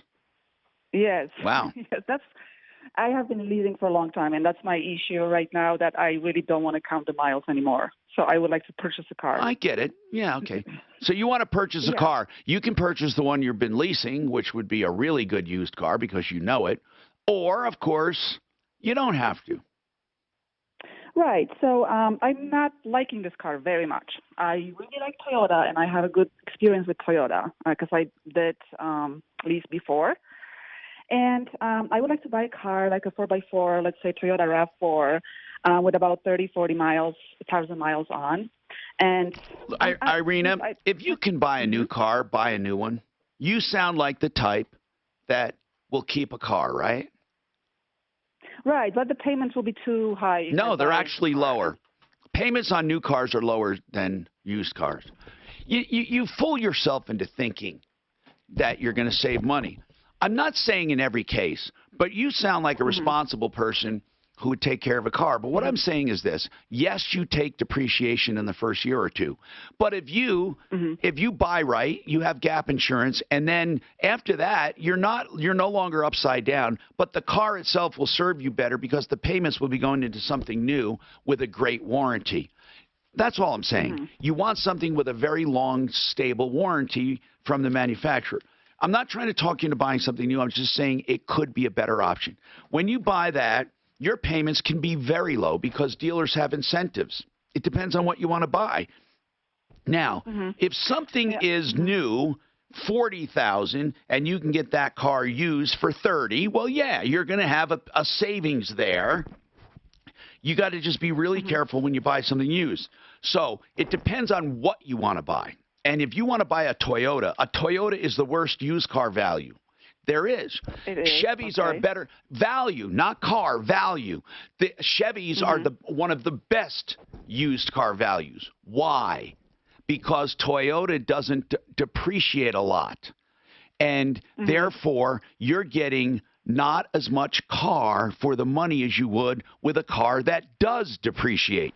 Depreciation is perception. It's not reality. If you take a Chevy, let's say, a Toyota. Let's give two comparable, a Chevy and a Toyota, guys. Let's take a Chevy Equinox. What's comparable in the Toyota line? Do they even have one?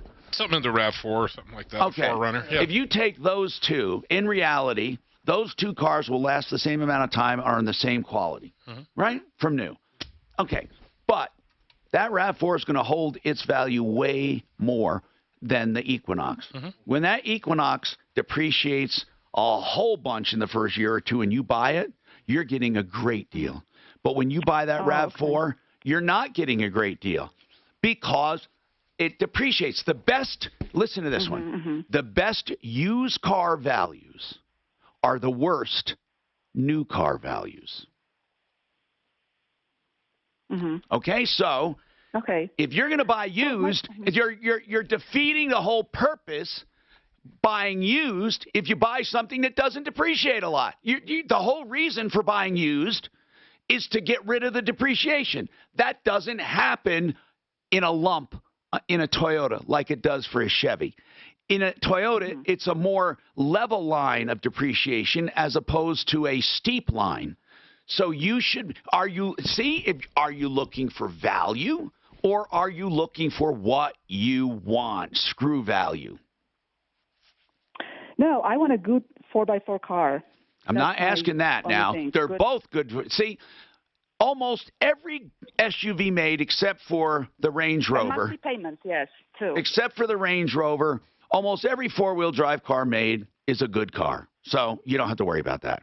When people say they're looking for a good car, see, the thing that makes people buy one over another has nothing to do with how good it is. It has to do with what they think about it, how they feel about it, how it feels sitting in the driver's seat or when people look at it.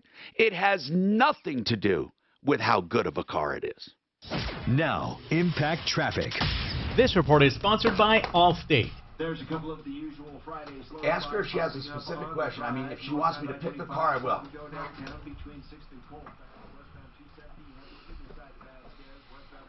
Chad, you don't even need to go to the lots anymore. You get on the computer. Right. You deliver right to your house. Well, you can compare pricing, though. You can really figure out where you're at and things and what to do. Look, it's amazing how many people buy these fucking cars because they think, well, they don't depreciate a lot. They must be good.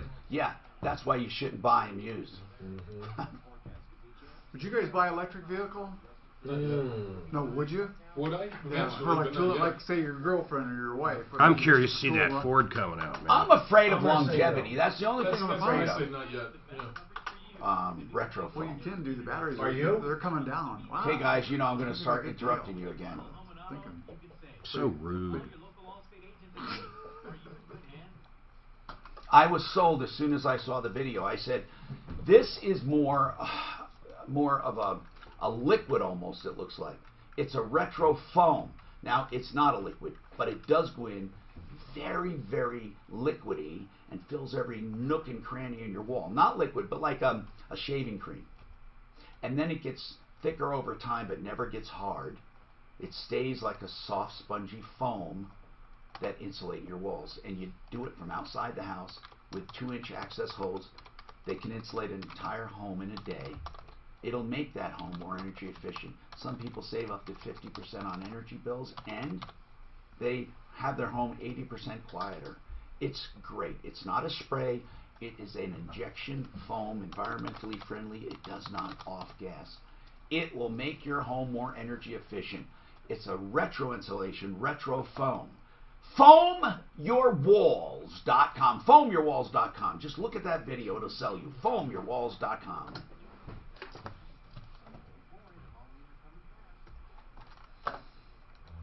I have never seen someone more useless than Michael Bennett. I have no idea what he does. People say he was a nice guy, though. No, I'm just saying. I'm just saying. You're right. I don't ever hear him say or do anything. Yeah. Oh, the only one more useless in office would be Hickenlooper. Yeah. Didn't Hickenlooper used to be a Republican? I don't know. He was in the oil field. He was a geologist in the oil field. And then when he got out of there, was when he bought his beer stuff.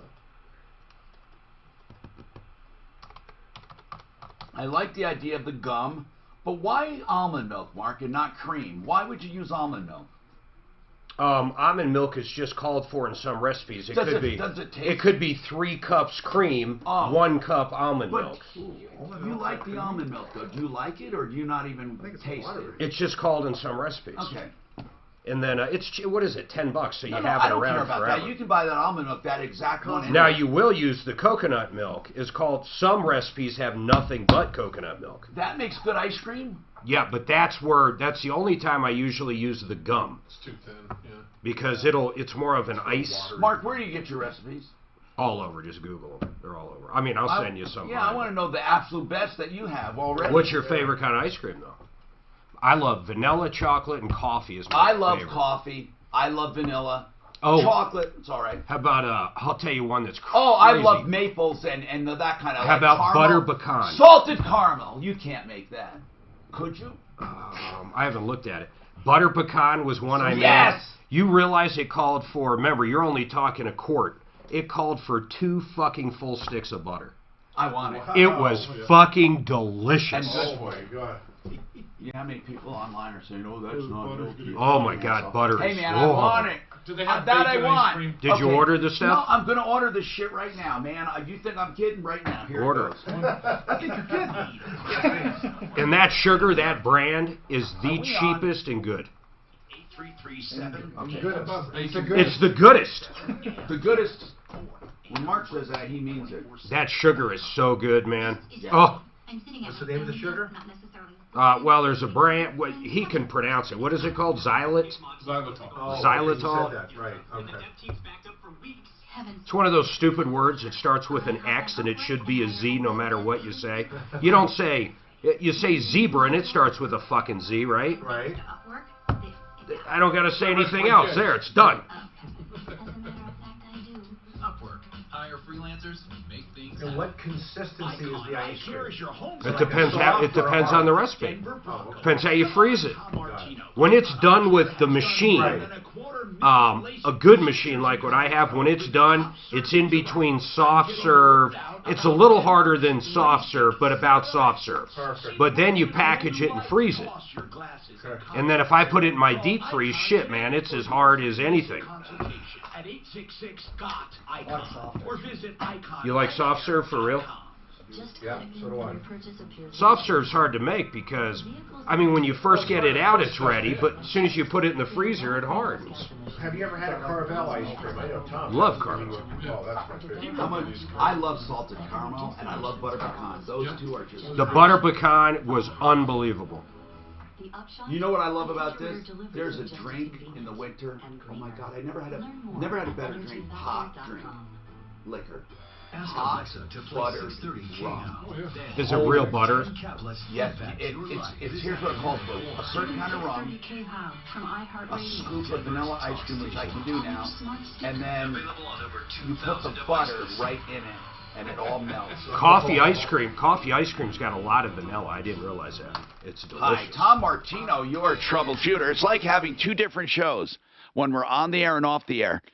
Oh my goodness, we're talking about keeping to a low carb lifestyle, but how we do it and how Mark's doing it and how I'm going to do it. I used to make this all the time. This low carb ice cream. It's so easy to make. Well, that's what we were talking about. There's a lot of low carb desserts that are good. So listen. We're talking about a lot of stuff, and Irina does have a specific question. She sounds like a very smart woman. She leased a car, stayed way under miles.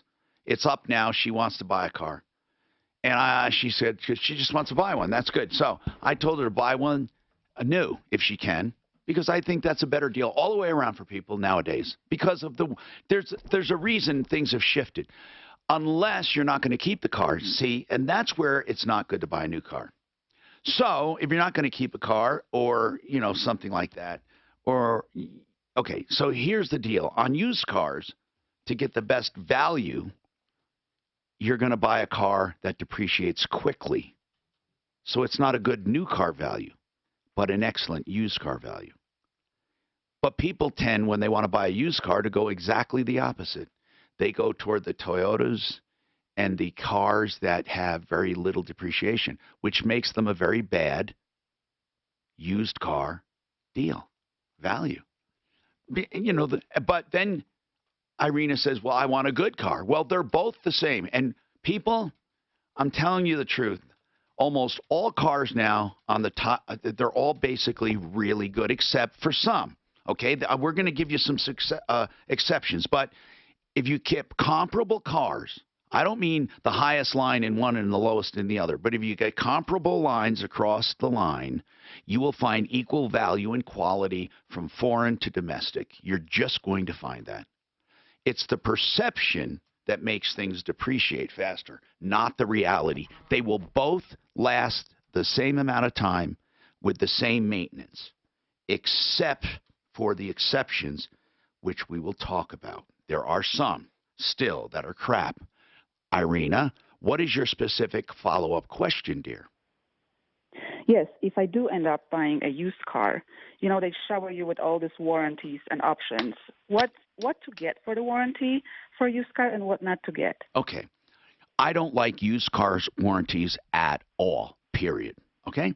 If it has a balance of the factory warranty, I would wait until that's over and then buy an extended warranty. Do not buy one concurrent with a factory warranty. That's the first rule. The second rule is when you do buy one, I prefer a manufacturer's warranty.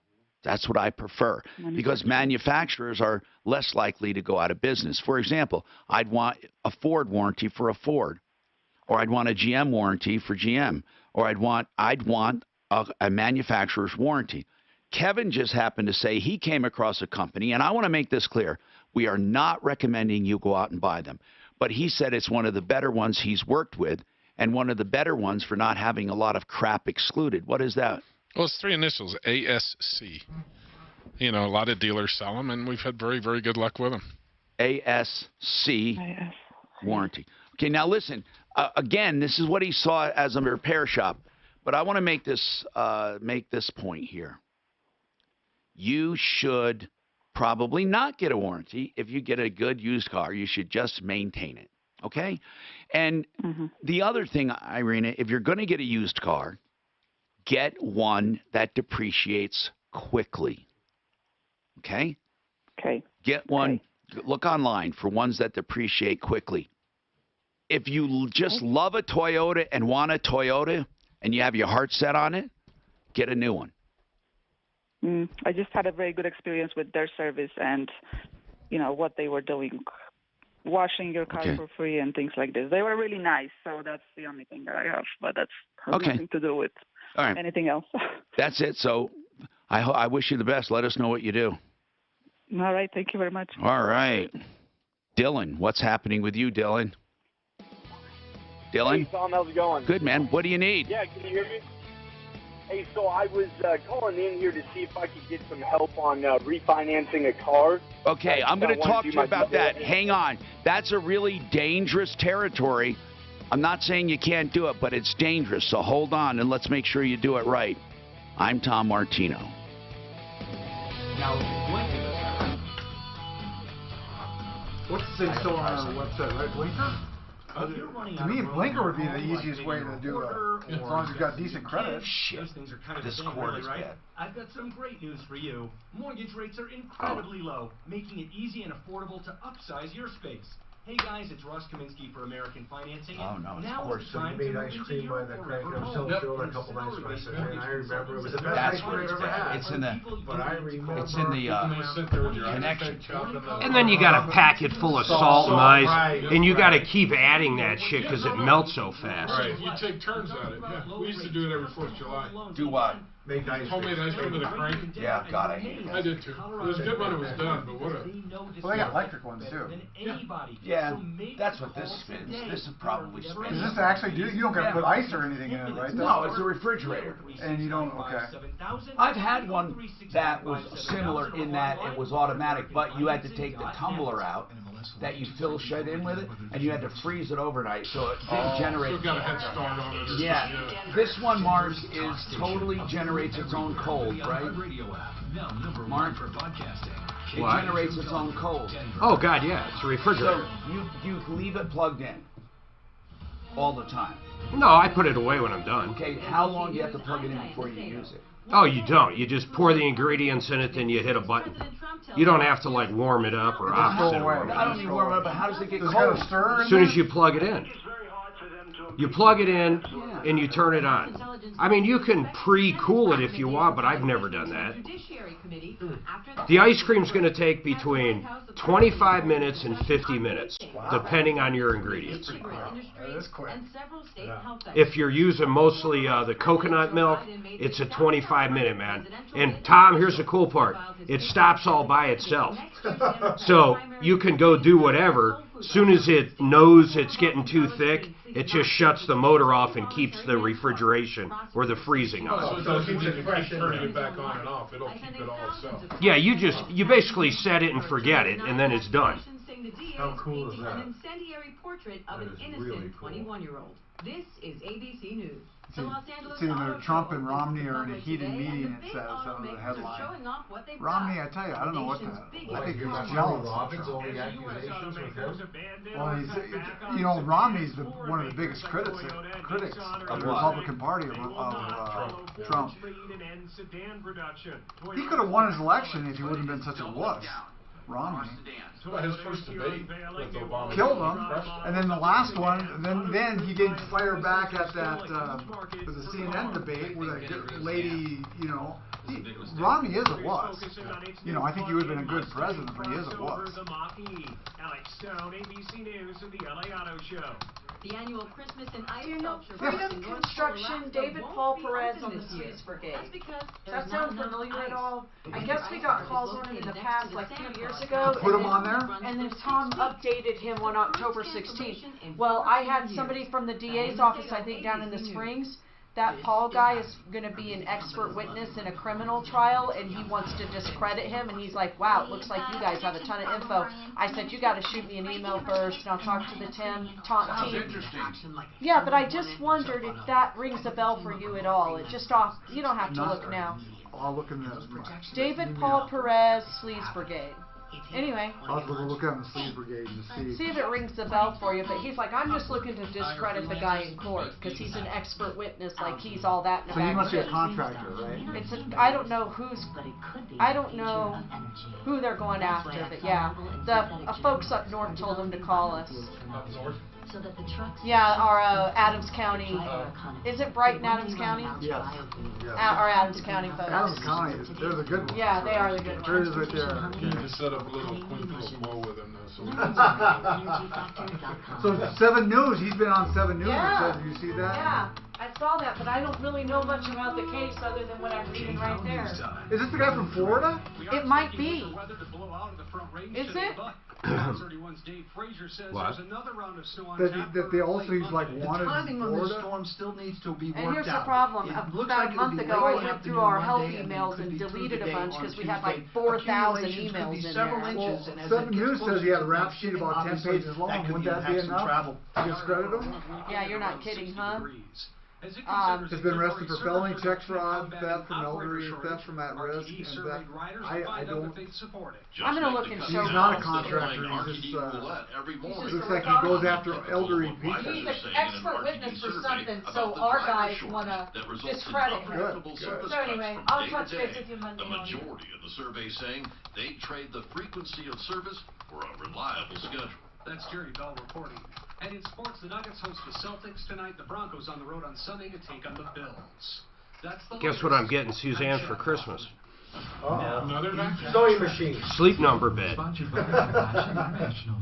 There's a couple of the usual let you in Friday there slow too? spots popping up Or is it on just the for her? drive, northbound Got 2 I-25 separate ones. southbound I get the old mattress to put in the basement. westbound I-70 heavy either side of Vasquez, westbound I-70 slow in the elevated portion. I just like saying, I just got a phone, and from Central Park traveling I just did it. I've never spent anywhere close to that on a fucking bed. No, neither have I. But don't you? What do you guys got? You guys got a regular mattress, or you put the foam? No, we got a big beautiful Sealy, man. It's gorgeous. It's a very attractive addictive mattress. Could be a chance of snow showers. I don't have a sleep number, but I do got an air bed at the cabin, but I put a foam on top of it. Sleep numbers, they can be really cold in the winter. On 6:30. But Tom, they put foam on top of it. That's what I don't understand. Sponsor a child in extreme poverty with compassion. I guess it's still. You will change the world. Can you for make that him child. stiff as heck? Text the word child to 83393. That's what I like. Yeah. Right now. You got the big thick or the foam topper? The whole. Okay, so I got one like that with the vibrating and going up like that, but it's too hard, so I had to put a regular foam on. Do you? Okay. This is like so. No, I mean if you Google it and look at it, you see people with them on like in their living room floor walking all over them. Oh really? Yeah. Yeah, it takes a little while to break in, and it is different. No, when you're used to getting in a mattress and then you get on this. It just takes a few hours to get you even better. Well, I tell you what, those. My grandson hates it because he can't jump on it. Oh, yeah, they show like what a glass of wine. Yeah, you walk in the yeah. mattress. But he likes to start hopping, like a trampoline. He tries to do it on that. It's like, as a grandpa, you should say, "Don't jump on the bed." I'll jump with him. Isn't that your mom used to say? Get out of the bed. You don't get away with any of it, Grandpa. Yeah. Usually, that's right, man. IdealHomeLoans.com. Closing in 3 weeks or less. Pick your battles. Pick your battles. Fleeing from Nazi terror, over 1 million Polish Jews crossed the Soviet Union. Mark, you know what refuge in Muslim countries. sexual position makes the ugliest babies? No, I do not. Ask your mom. This is the Troubleshooter Show. Don't you love that? I shouldn't have. You didn't hear that one coming to mind? No. All right, welcome to the show, the only show of its kind. We're here to solve your problems, answer your questions, take complaints. You know the gig. If you've been listening to the show, you also know, over the years, how much money have we saved people? $362,400,526.22. You forgot the Toyota Land Cruiser. No, seriously, hundreds of millions of dollars, because we just calculate. Now remember, we say, exchanges, refunds, services, all of that. So, hey, let's talk, man. I mean, what is on my mind is that, why is it that people, everyone talks about driving, and it's such a stupid thing to talk about, the way people drive, but it's true.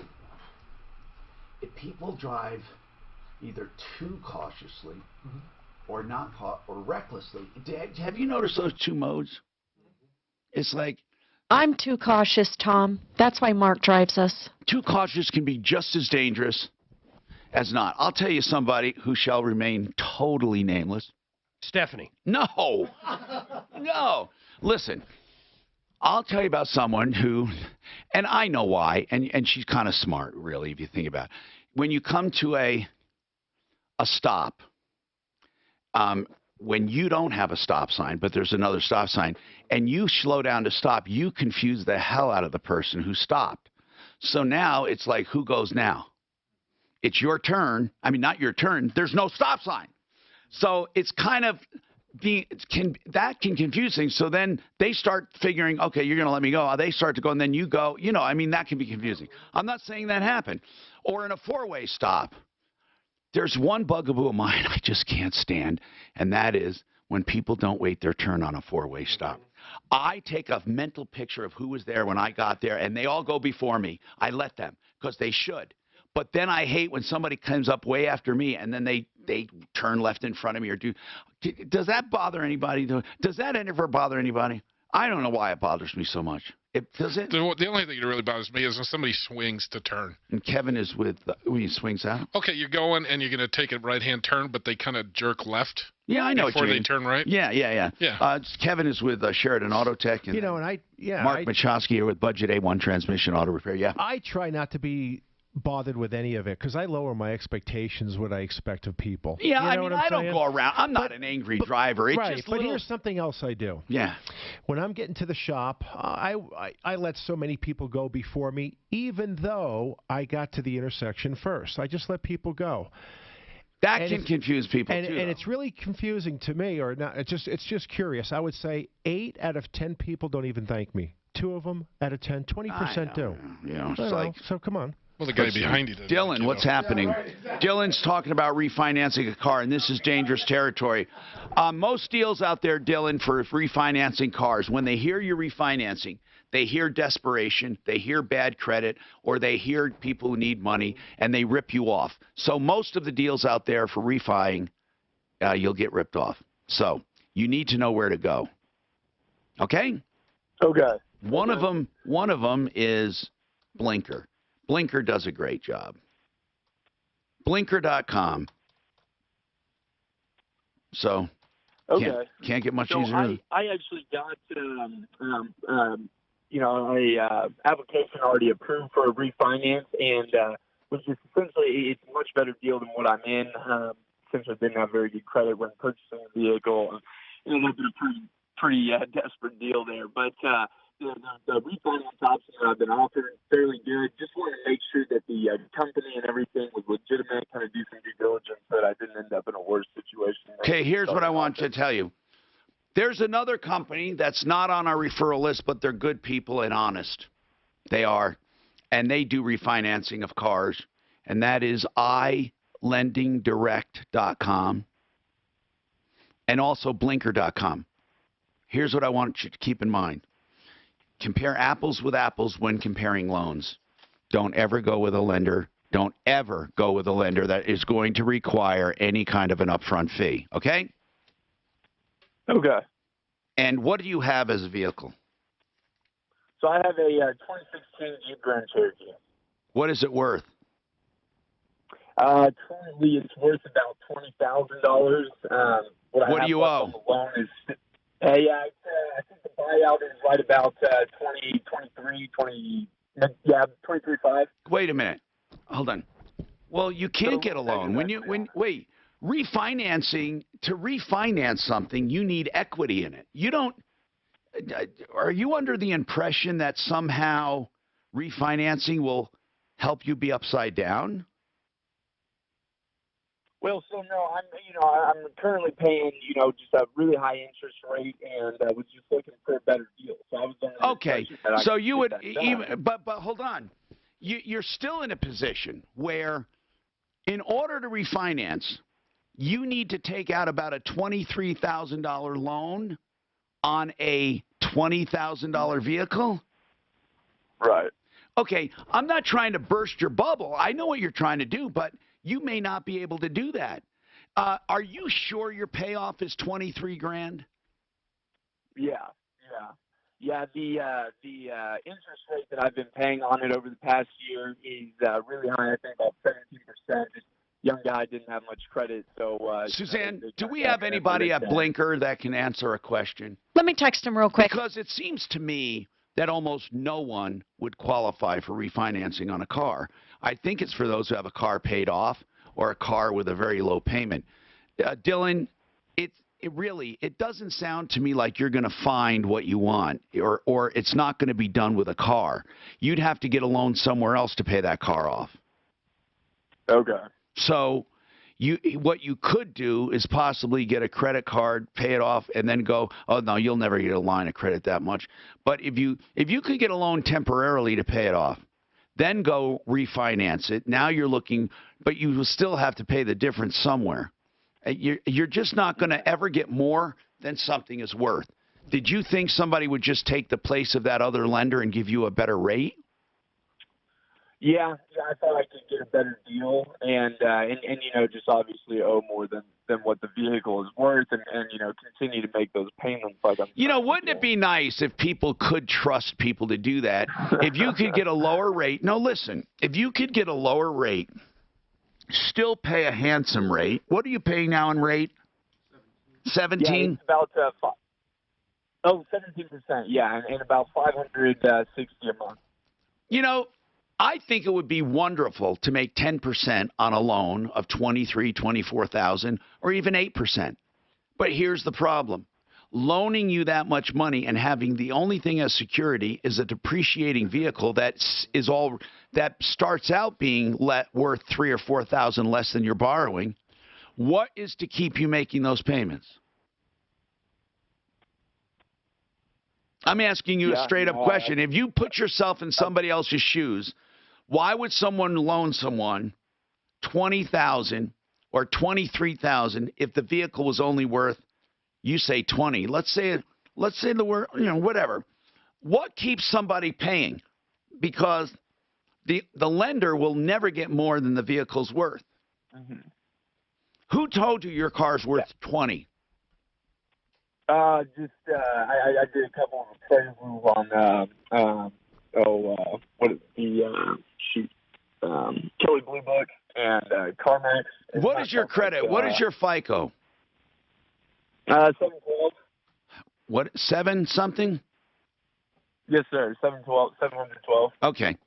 So we're going to find out. We're going to try to reach a refinancer. I don't think you're in a position to refinance a vehicle. 303-713-TALK, 713-8255. A couple things I want to tell you about is, first of all, realcbdthatworks.com is the name. It's Panacea Life Sciences is the name. Somebody wanted to know the brand name. The brand name is Panacea Life Sciences. What I like this website, realcbdthatworks.com. And secondly, I want to tell you about GenesisTotalExteriors.com. Also does interiors, and he's a great guy. And I have sent people for basements and kitchens and baths, and you will love Genesis for all-around great home repair, GenesisTotalExteriors.com. Weekdays 2 to 4. It's Michael Brown. A Hunter Biden-linked firm has received $130 million in federal loans. From who? 70,000. The 2020 SRT. No, just the Grand Cherokee SRT. Can you believe that? Like Is a that 2016. Is that hard to believe, guys? What? You know, when you hear about hail-proof roofs, you say, why do I care? I'm insured. Well, some people don't care, but you should. Because you can get some insurance discounts, but here's the real deal.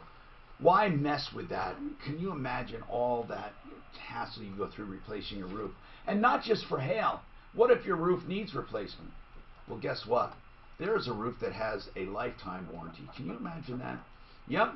Johnson Construction sells it. It's called EuroShield. A lifetime warranty and a hail-proof warranty and stunning designs and a wide variety of styles and colors, and it's eco-friendly. A typical size roof can recycles up to 1,000 tires, but it looks beautiful. And again, it adds value to your home. This is called Roofs by Johnson, the company, and EuroShield, the roof. And you can see the video of how durable it is at roofsbyjohnson.com, 303-719-ROOF. Roofsbyjohnson.com, 303-719-ROOF. This is crazy.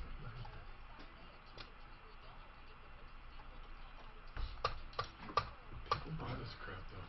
2017 Jeep SRT is $52,000. 52 grand for a 2017 Jeep. See, What? Those new Toyotas. You want them to sound like this. We recommend giving them. When I download something onto this computer, I can't find it. It doesn't go into the downloads folder. It says it's downloaded, but I can't find the file. Desktop. I've never seen one being driven slowly. Yeah, very true. They're made for off-road. No, they don't off-road them. I think most of the guys are pretty good about that. Well, they're very low to the ground. Yeah. I don't even like all the newer ones aren't bad, but those little It's not on the Grand Cherokees, They're very fast. they're fast. This Oh, SRT. yeah. SRT Jeep? Oh, yeah. Oh, yeah. It's about 470, Okay. 480 horsepower. I'll show you how I do it. I go here. Everything's getting big for the horsepower. Okay, where the hell? Why can't I see my bookmarks? I don't know what just happened. I have bookmarks here. I don't even know where they are. God, you got problems. What? No. No, I just can't see this. I don't know why this is this, I can't see the top anymore. Yeah, so they're kind of holding their value, the SRTs. Everything It's over here. The Brembo brakes they have. Yeah. Why can't I view my Supercharger, bookmarks? right? Listen, I have bookmarks somewhere here, and I can't find them. So I don't know what just happened. But I'm not signed in, that's why. How can this be? I don't understand this. I'm not signed in. Really? How did I get my shit if I'm not signed in? Here, go exit out of that. Full-time forward. And then you want to sign in? Well, hold on. How do I get my mail without being signed in? You're signed into your mail. You're not signed into. Yeah, but I should have bookmarks. Oh, I'm not signed into Chrome. You're right. Let me. Okay, but here, when I do this, I'll do it. I'll get in and I'll download. It's just I see what you're saying, but you're going to show me where it goes when I download because but I didn't know you were search. downloading from email. Email's different. You can select what folder to save it to. Are we back on? We're fine. I'm signing out of everything and signing back in. Fuck this. This is wrong.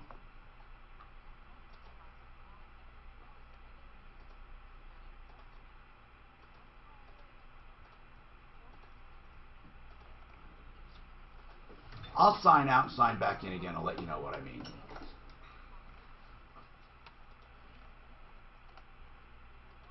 What year is your Ford Pinto? 29. How many miles on it? 90? Okay. Yeah, not a lot. Huh. I had a customer, poor guy, Mitsubishi, nice SUV. My engine light came on, and I called the dealer and he says, check your gas cap. And sure as shit, it was hanging off. Hanging by its rubber cord. So I, put it back on. And then it didn't reset for about 20 miles. Yeah, okay, I didn't. Yeah. I thought it would happen. Somebody restarts, it'll count, it'll reset it. That's our, the CVT transmission, the whole Mitsubishi one, they can't find it anywhere. How much is it for Mitsubishi? $400. Out there. You've got to be kidding me. Well, like I said, Hi, Tom Martino here, 303-713-TALK, 713-8255. Another good place for bathrooms, RenewHomeInnovations.com. These people are great, RenewHomeInnovations.com. They specialize in bathrooms and in showers. If that's all you're going to have done, man, you'll never have a better shower. And they have the new walk-in showers that take the place of walk-in tubs. You don't really need a walk-in tub anymore. They're not practical. We love this place, and they do a very, very good job. So what's going on with Mike? Is this the same one? This is not the same guy, is it, Mike? Hey, Tom. Oh, okay. Do you have a problem with someone reversing your credit card? Actually, my wife. Okay. I listen to you every day. Yeah, what's happening? Recently transplanted to Montana from Colorado. Okay. My wife went to work for a hair salon up here in northwestern Montana. She's self-employed, rents a space. Yeah. Right? So had a customer call, make an appointment to get hair color, style, cut, etc. Oh, so it's for services. Yeah. Yeah, a couple $100 worth of services and so forth. The lady made the comment to my wife when she came in, a new client. My wife had never seen her before. My wife's been doing hair for 30 plus years. Yeah. The lady made a comment that she's a, quote, salon jumper. And my wife thought that was kind of odd. A salon jumper. So yeah. She goes from one salon to another. Did she call herself that, or do people call her that? That's what she called herself. And what did she mean by it? Well, my wife asked her, said, what do you mean? And she said, well, she's never been able to find anybody that she was happy with. Oh. So she's not saying that I purposely cheat people. Well, yes and no. I mean, you kind of take it for what it is, right? She said something that kind of raised a red flag with my wife. But well, anyway, it depends on what she means. There is absolutely nothing wrong at all whatsoever with going from salon to salon until you find somebody you like. And I can't start out on the premise that's wrong. Yeah, I agree with you. Okay. 100%. Okay. So I mean, women and their hair, it's a pretty big deal, right? Yeah. So far I hear nothing wrong so far. You hear a woman that wants to jump salons until she finds someone she likes. Correct. Okay. So where are we going with this? She had the services done. Yeah. And the people in the salon, she literally loved her hair. Said it's fantastic. I think it looks amazing. Even the folks that my wife works with said, your hair looks awesome. Ah, cool. Complimentary going out the door. Good. Well, about 2 weeks later, my wife gets notice that the lady is reversing the charges on the credit card. So now, here's what I want to know. This gives a whole new meaning to the phrase salon jumping, because it sounds more like salon pirating or salon thievery. Does she do this each time she changes salons? Well, that's what I guess part of the reason I'm calling you, because we found out that the woman works for a bank, of all things, and she got the charges reversed. My wife was notified about it. How did she get them reversed? I don't understand why your credit card company reversed them. Well, she got several notifications from her credit card company. So she never answered them? She's disputing the charges. My wife answered it. Yeah. Saying that's a bunch of horse hockey. Right. Yeah. Right. And it just went dead. We didn't hear anything from anybody. So for they about a month. sided with the consumer. Eventually, yes. But there's a reason. Well, there's a reason they side with the consumer. Why? Well, because she felt she didn't get what she paid for. No. Nope, they won't do that. How did your wife take payment? I realize it was a credit card. Did she swipe it, hand key it, or chip it? Well, so she has one of those individual personal credit card on her phone. Yeah. Okay. So she swiped it. Yes. Okay, that's probably why. If it was a chip, they wouldn't have reversed it. You can, if you are a merchant, and listen to everybody out there, and you swipe a card these days, they can reverse it for virtually no reason. But why, Mark? Why is it different than if you chip it? Because most of the fraud in the credit card industry, when it comes to counterfeiting cards, which happens all the time, are all stripes. I know, but you see, that's if you're trying to dispute it as fraud. But she wasn't. She was saying she didn't get what she paid for. I'm telling you, almost everybody right now, if you don't take a chip, all a merchant has to do, or a consumer. But Mark, you can still contest not that it's fraud. You admit you gave the card and they put the chip in there, yes, but you still did not get what you paid for, is what I'm saying. You can still dispute it. Right? I'm saying if you dispute a swipe card, right, even if you're there and you say, yes, they gave me X, Y, Z, okay? It's easier to dispute. You'll probably win the dispute. And they did that on purpose to tell everybody, get your asses over to the chips. Okay, but with a chip, they can still dispute.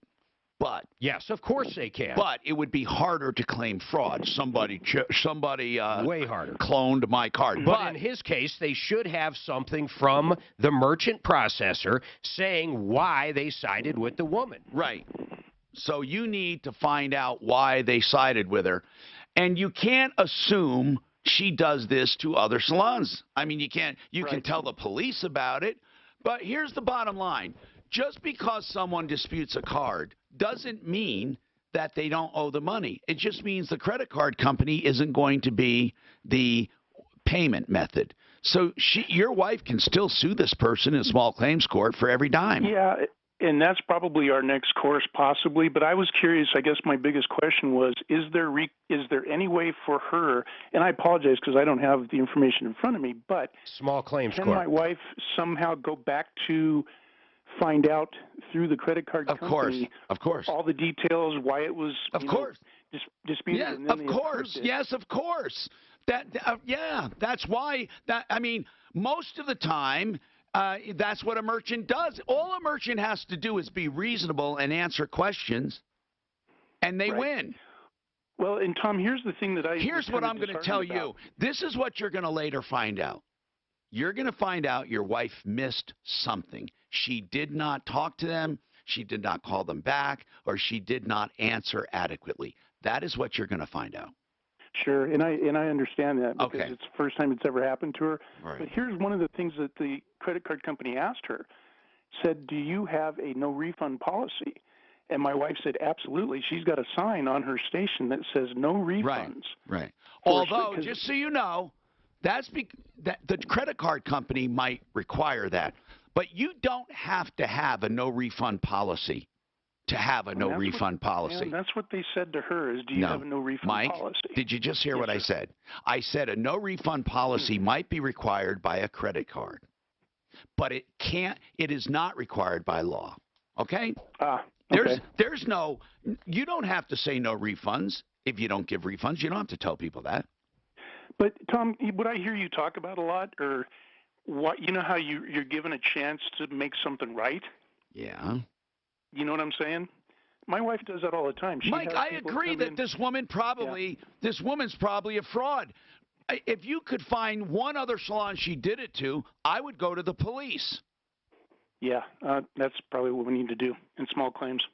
Well, in small claims, what do you mean? That has nothing to do with the police. That has nothing to do with the other salons. No, if we don't get anywhere, we may have to, go to small claims. Yeah, he ends court. up doing both. I want to. You have two cases. You have a civil case saying she didn't pay your wife and your wife did the work, and your wife can get witnesses, and you'll win. Okay? You'll win a judgment. Yep.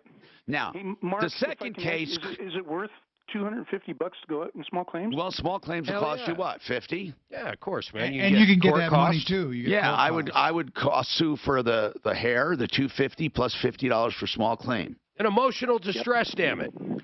No, you can't sue for emotional distress in small claims. But listen, you have another case which could be criminal. That's what I would pursue as well.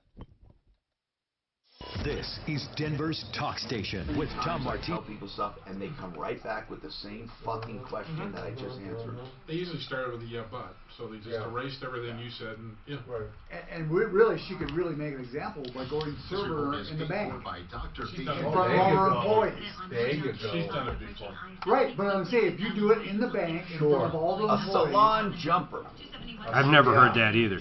It makes sense, though. Yeah. Next Who's time coming she out? hears that Because it's a service. She doesn't want to pay for any of it. Like I say, you gotta just embarrass her, and then she's gotta do a Simple, short. So here's my thing with this. Right? Tom was talking to him.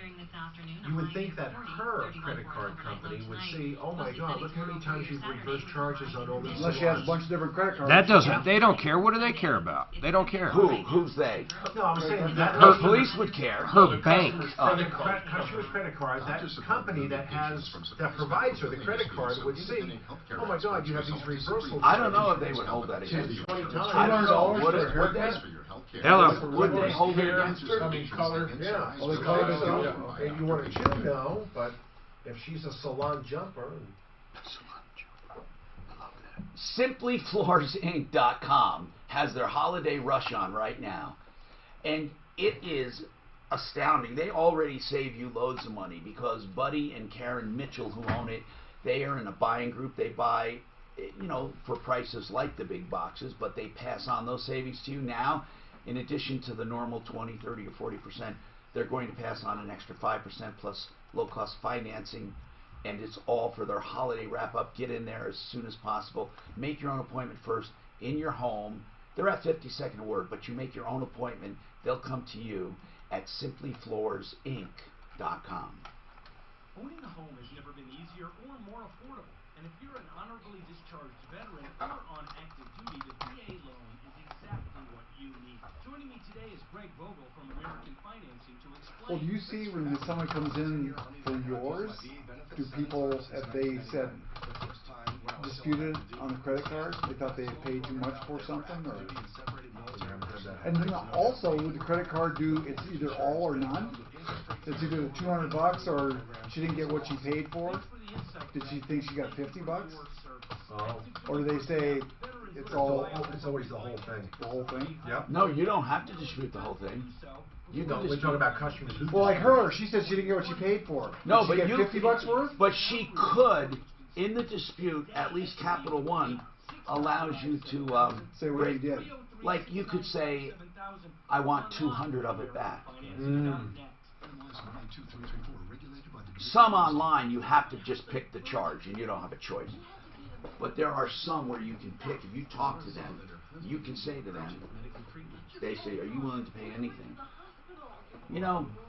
I have not found credit card disputes to be very friendly toward consumers.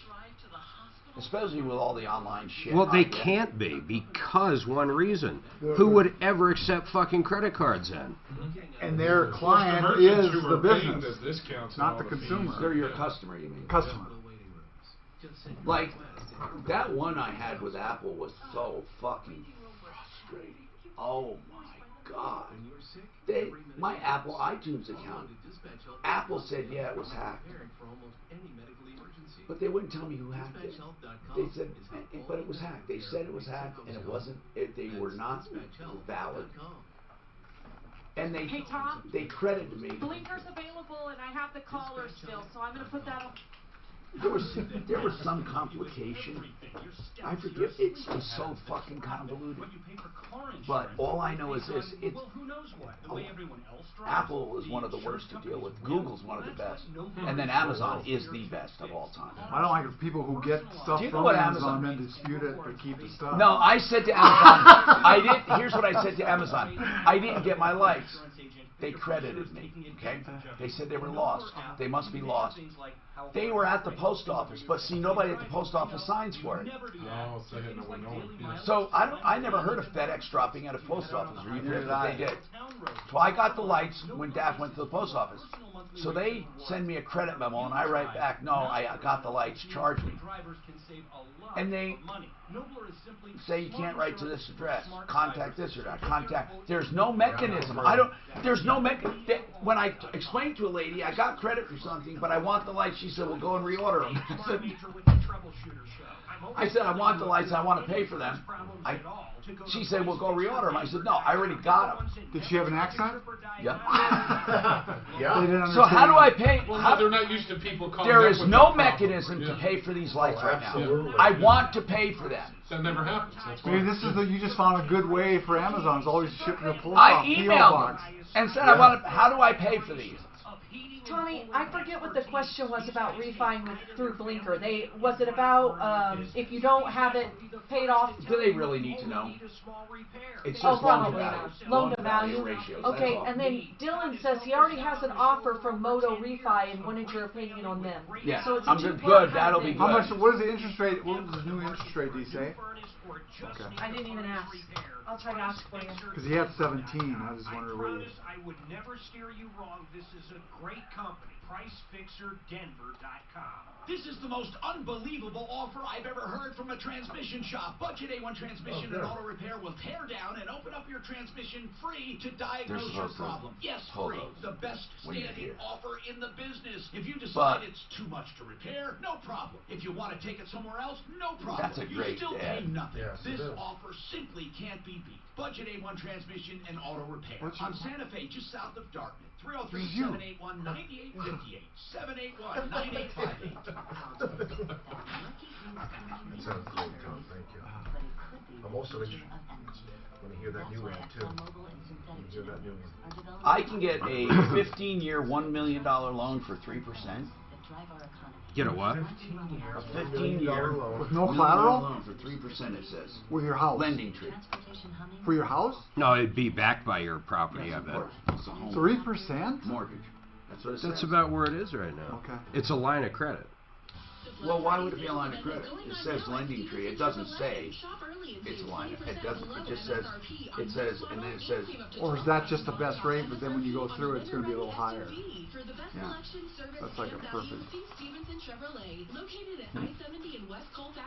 It's amazing how long interest rates have been so low, below 5%. 5% used to be like a norm. Oh, that was a great deal. Yeah. Yeah, but you used to go to the bank and get paid 4.5%, 5% too. Right. Where now you're, begging them to take your money. Please take it from me. Tom Martino here. SentryRV.com. Sentry has 2 locations. They have new and used recreational vehicles. Everything from a Class A to a travel trailer, pop-up campers, and more. They're out on just north of 6th Avenue between Kipling and Sims next to Woodley's. That's in Lakewood.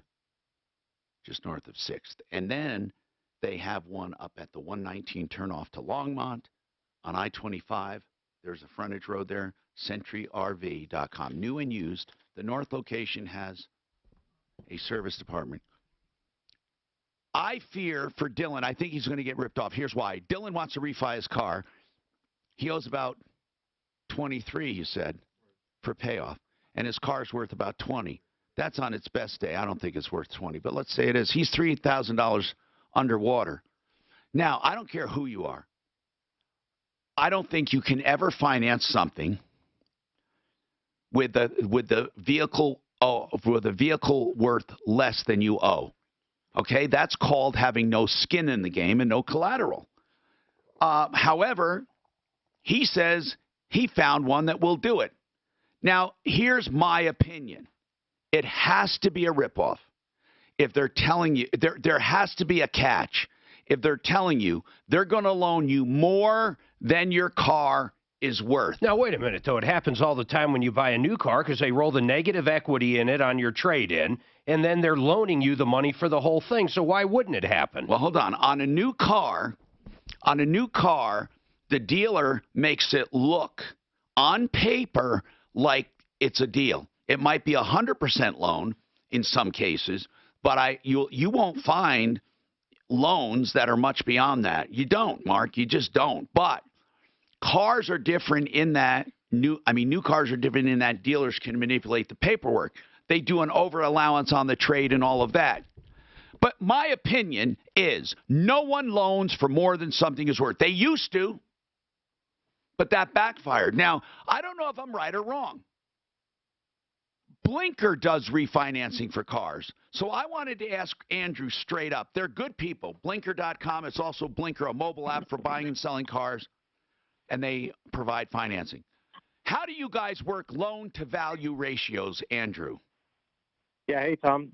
Typically, you're right. We will do it in a traditional way where the value of the vehicle has to be less than the amount you want to take a loan on. You mean just the opposite. The value has to be more than what you want to take a loan on. Yeah, exactly. Sorry, thank you. But then there are certain lenders and certain circumstances, depending on the, all the criteria of that person. It could be their credit rating. It could be if they can put any cash down on the deal, things like that, where you would get into a situation where, yes, you would take a loan on a car that has the value is less than what you owe. Really? But maybe, the scenario is that term is longer, or there's other products on top of that where that lender feels like, they're willing to take the risk on that individual. So it kind of happens more on an individual based. Have you heard of Moto Refi or Motor Refi? Yeah, we have. I think they're out of Washington, D.C. Does that sound right? Because I want to know what he said he got offered here. Dylan. Yes, sir. Did they offer you a loan? Yeah, so they're partnering with a lending partner called Pentagon Federal Credit Union. And what are they offering you? And so the deal, I believe, let me try and pull that up here for you. Amount finance is going to be $24,000, so slightly higher. 60 months, so it'd be about 2 months longer than what I currently have. So 60 months, 24 grand, and what else? 4.24% APR. And monthly payment of $447. And with, total loss protection. And they hold the title of your car? Yes, sir. Okay. Now I'm sorry. If somebody called me, I would say, wait a minute. You're going to get a 5-year loan. How old is your car? 2016. You're going to get a 5-year loan on a 2016 on a 4-year-old car right now. It's a 4-year-old car, model year. You're going to get a $24,000 loan on a car worth maybe $18,000. And they're going to do it for 5 years at 4.2%, and your payment's $447. I would say it is a lie, and it is as rare as hen's teeth or a unicorn. And I have to tell you, if that is truly a deal, and there is no hocus pocus I'm not hearing about, how can you not take that deal? Andrew, that sounds too good to be true to me. Yeah, we're sitting here listening to that, and I think it's actually a legit offer. Whoa! Ultimately, it's up to the customer, because sometimes you may take a longer term like that just because you need to get your monthly payment down so that you can get your finances in a state where you can move forward. What I'm saying, Andrew, is this is an extraordinary deal for someone in trouble. I mean, I can't believe that this guy can get this deal. If he keeps that car, he's going to be in great shape. And that's what, some auto refires are doing this these days, and it is just truly a case-by-case basis. And the rate sounds pretty good. I mean, 4.4 Wow. is not bad. This is an amazing deal. It's an amazing deal, Dylan. And we've heard of those guys, and it's a legit lender. So we feel like I'm glad that. Andrew's on here speaking at Blinker.com, because I would have steered Dylan the wrong way. So Dylan, is that if you got that deal, part of the reason you were calling me was to talk about it in general and to ask about that deal, right? Yes, sir. Yeah, and right now we're at a point in time where they want me to sign a state of Colorado power of attorney for motor vehicle only. And I was just calling to make sure, the legitimacy of it, make sure that everything was... Is it unusual? Okay, I mean, I don't think they're going to steal your car, but is that, Andrew, that's not unusual to need a power of attorney to sign papers? No, we asked for the same thing. It just allows your lender to take over your current and pay off the loan that you have today. So it allows them to get the access to the title so that they can process that paperwork. Man, I'll tell you what, Dylan, you lucked out. Blinker.com, by the way, they're good people. Dylan, that's a good deal, brother. I mean, $400 for what's your payment right now? About $580 a month. Gosh, you're going to take this deal, right? Yeah, absolutely. What's the name of this lender you said? I mean, excuse me, not the lender. You said the lender. And the lender was Refi, right? No, so the lending partner is actually Pentagon Federal Credit Union. Pentagon, but what does this other one have to do with it? Motor Credit. Moto Refi. I was referenced to them, their website, their application for auto refinancing through Credit Karma. So that's how I was put into contact with it. But yeah, I applied through them, and they put me in touch with the loan through Pentagon Credit Union. I got you, man. Pentagon Federal. What a good deal. Thank you very much. Good to hear somebody landing on their feet with that. Now, Impact Traffic. This report is paid for by Dr. I would say that doesn't and can happen. I would have been wrong. 270 westbound, very heavy on the drive. How many people would have said that to? Yeah, I wouldn't have believed it. I would have said, sorry, bro, you're never going to get it. Go away. I get so sure of things sometimes it just knocks my pants off. Your forecast for today, skies partially clearing this afternoon, a high near 40, 31 for an overnight low tonight. Mostly sunny tomorrow for your Saturday with a high in the mid-50s. Partly cloudy and 59 on Sunday. It's 34 right now in Denver. With your Impact Traffic and Weather, I'm Janine LaRose, 630 KHOW. Doctors support removing patients from surprise medical billing disputes so independent healthcare experts resolve disagreements with insurance companies. The insurance company solution is to pay less for your health care. Tell Congress stand with doctors and patients to end surprise billing. Paid for by Doctor-Patient Unity. You know, when you need a plumber, I want you to call Master Rooter, and I'm going to give you a few reasons why. Number one, if you're in the Denver metro area, they do not charge a trip charge whatsoever, and they do free diagnostics. That's for frozen pipes. That's for any problem you have. Two, they also do 24/7 emergency service. Even if you just need a toilet installed or a new faucet, you need a plumber, and you need somebody that's going to take care of you, and you need someone that's not going to charge you a fortune. These guys give military discounts, senior discounts. They even give discounts to single-income families. Write this number down. At some point, you're going to need a plumber. 720-434-3406, 720-434-3406, or you can always check them out at referralist.com. Only one day left until and they won't rape you. And they won't rape or molest you. They won't stick their cock in your mouth while you're... Why do you got to go like that? Just one step too far. I know. We were just all having a little fun there. Time's up!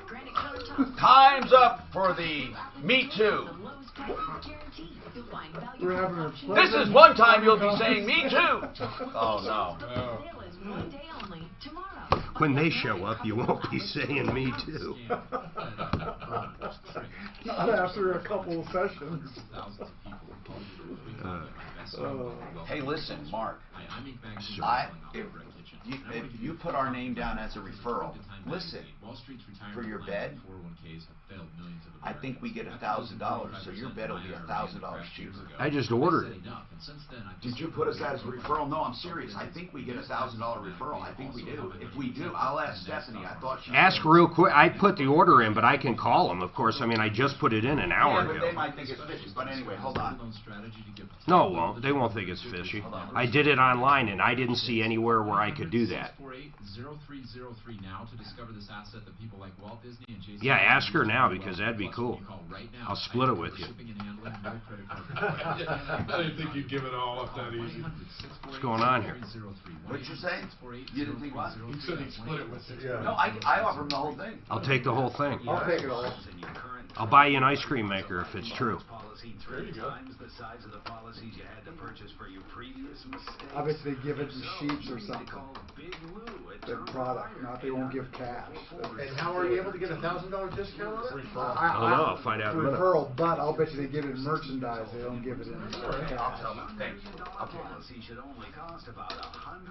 So but they get their $1,000 off. Plus, we get $1,000. No, I'm asking you. I mean, the $1,000 off. They don't need us to get that. They just walk in the store and get $1,000 off. No, a referral fee, though. Well, that's what I'm asking you. Do we get on that sale? Okay, all right, call. Bye. I mean, you get the normal 1,000 anyway, no matter what, right? You're getting that. Well, we bought a different mattress, but we got a huge discount, yeah. Okay, well, you'll get another 1,000, she said, but I'm going to find out. She's calling the store. You may have to buy it at the store, but it's the same price. Yeah, I know. I don't care. That's fine. But if you save $1,000, is she calling right now? Yeah, she's calling right now. You get $2,000 in rebates. We got a different mattress than you. Okay, that's. Suzanne doesn't even know I got it yet. You're buying. It's her Christmas present. Goddammit. So you're buying the better one, actually. Yeah. I would love that one. But even the mattress is different than yours. We bought a different mattress. But they're all the same underneath. You bought the bigger foam or less? Ours is 6 layers, 13 inches. That's way more. What'd you get? How many? We just got that one king mattress. Yeah, I don't know what it was. I think it's 4 inches, might be 6. Yeah, 4. No, it's thicker than that, but I know what you mean. You know, one thing it's not that one. It's probably 8. How much was that bed full retail that you got? Just the mattress, 6. And how much you getting? It was half off, 3. So 3,000. If you get another one, fuck, he'd be getting that for $2,000. Yeah, but they molest you and rape you. On the linens? No, I didn't even buy the linens through there. I bought them all through Amazon. Amazon, 1,000 thread count, baby, $149. For exactly what we ordered, split bed. Shut, you threw me off. Oh, where they get you is on the damn adjustable platform. That fucker was $3,000. I'm gonna buy an adjustable platform so that's anyway. Why it was 6. 6. Oh, but 66. Yeah, but Mark, I bought that bed that I have, that adjustable one, that's $7,000. Yeah. So that was that's a good discount. Hey, last month this mattress would have been $6,000. I mean, that was the real price. Wow. No, Hey, Mark, how long do you think it'll take you to wear it out? Tom Martino here, 303-713-TALK. 303-713-8255. Let's talk. Greg, what's on your mind? We have lines open. You can get right through 303-713-TALK. We have time to take a few more calls. Greg, what's going on with your HOA? Well, I live in a large master plan community, but we're in a new section. And the homeowners association will not enforce the deed restrictions. Well, like, give me an example. Give me an example of the biggest violation. You can't park any vehicles in the backyard. Yeah. Trailers in the backyard, boats in the backyard, cars in the backyard. And this is a $500,000 to $700,000 neighborhood. And they require that you landscape your backyard within 1 year of closing. People aren't doing that. And the word is just getting around. Oh, don't worry about the association. They won't mess with you. But listen, this is important. They don't enforce them, but do they selectively enforce them? Oh, yeah. You leave your trash cans in the driveway one day after trash service, and you'll get a letter telling you they're going to start fining you $40 a day if you don't remove the trash. Okay. Have you gone to any meetings to complain about this? They haven't had one this year. Do you have a management company? Yeah, I've communicated with the guy at the management company, and he basically said, I don't really care about what people do in their backyard. Okay. You see, here's the deal. When you buy with covenants, okay, those covenants are to protect everyone. You can't make the HOA enforce them. You can't make them. But you can enforce them yourself. Did you know that? Those give you the authority to sue them directly and using the HOA as a beneficiary. You are the beneficiary of that agreement. In other words, you all agreed to it. Therefore, they're violating. They are making an offense against you as well as the other homeowners. You personally can sue for that. Who do you sue? The association? No, you sue the violator. If someone is parking their car, you can sue them based on the HOA covenant. Okay. Because, listen, here's what it means.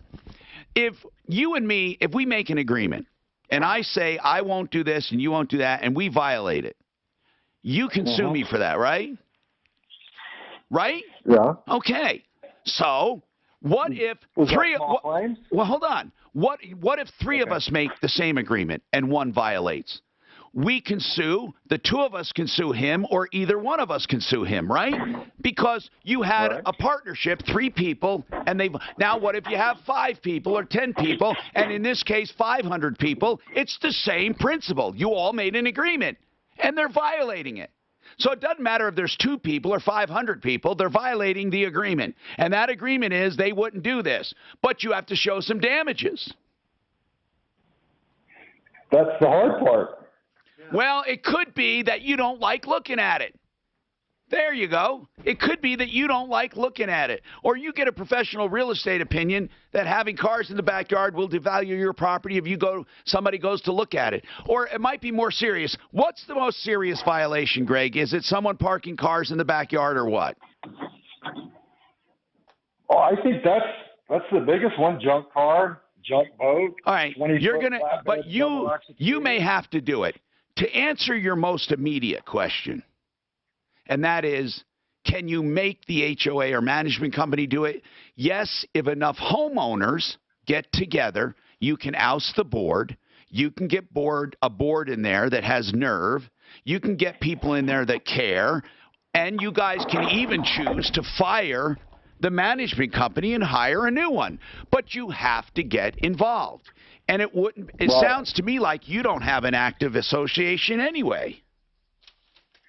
Well, the problem is it being a new section, until this section is 60% built out, nobody that lives in this section can be on the board. We have a representative from the builder, and going back and looking at all the minutes, that's a problem I can't. That's a problem I can't help with. All I can tell you is, you have the right to change that board. You have the right to enforce it yourself. You have the right to get together with 3 people and enforce it, 4 people, whatever you want. Don't forget referralist.com and save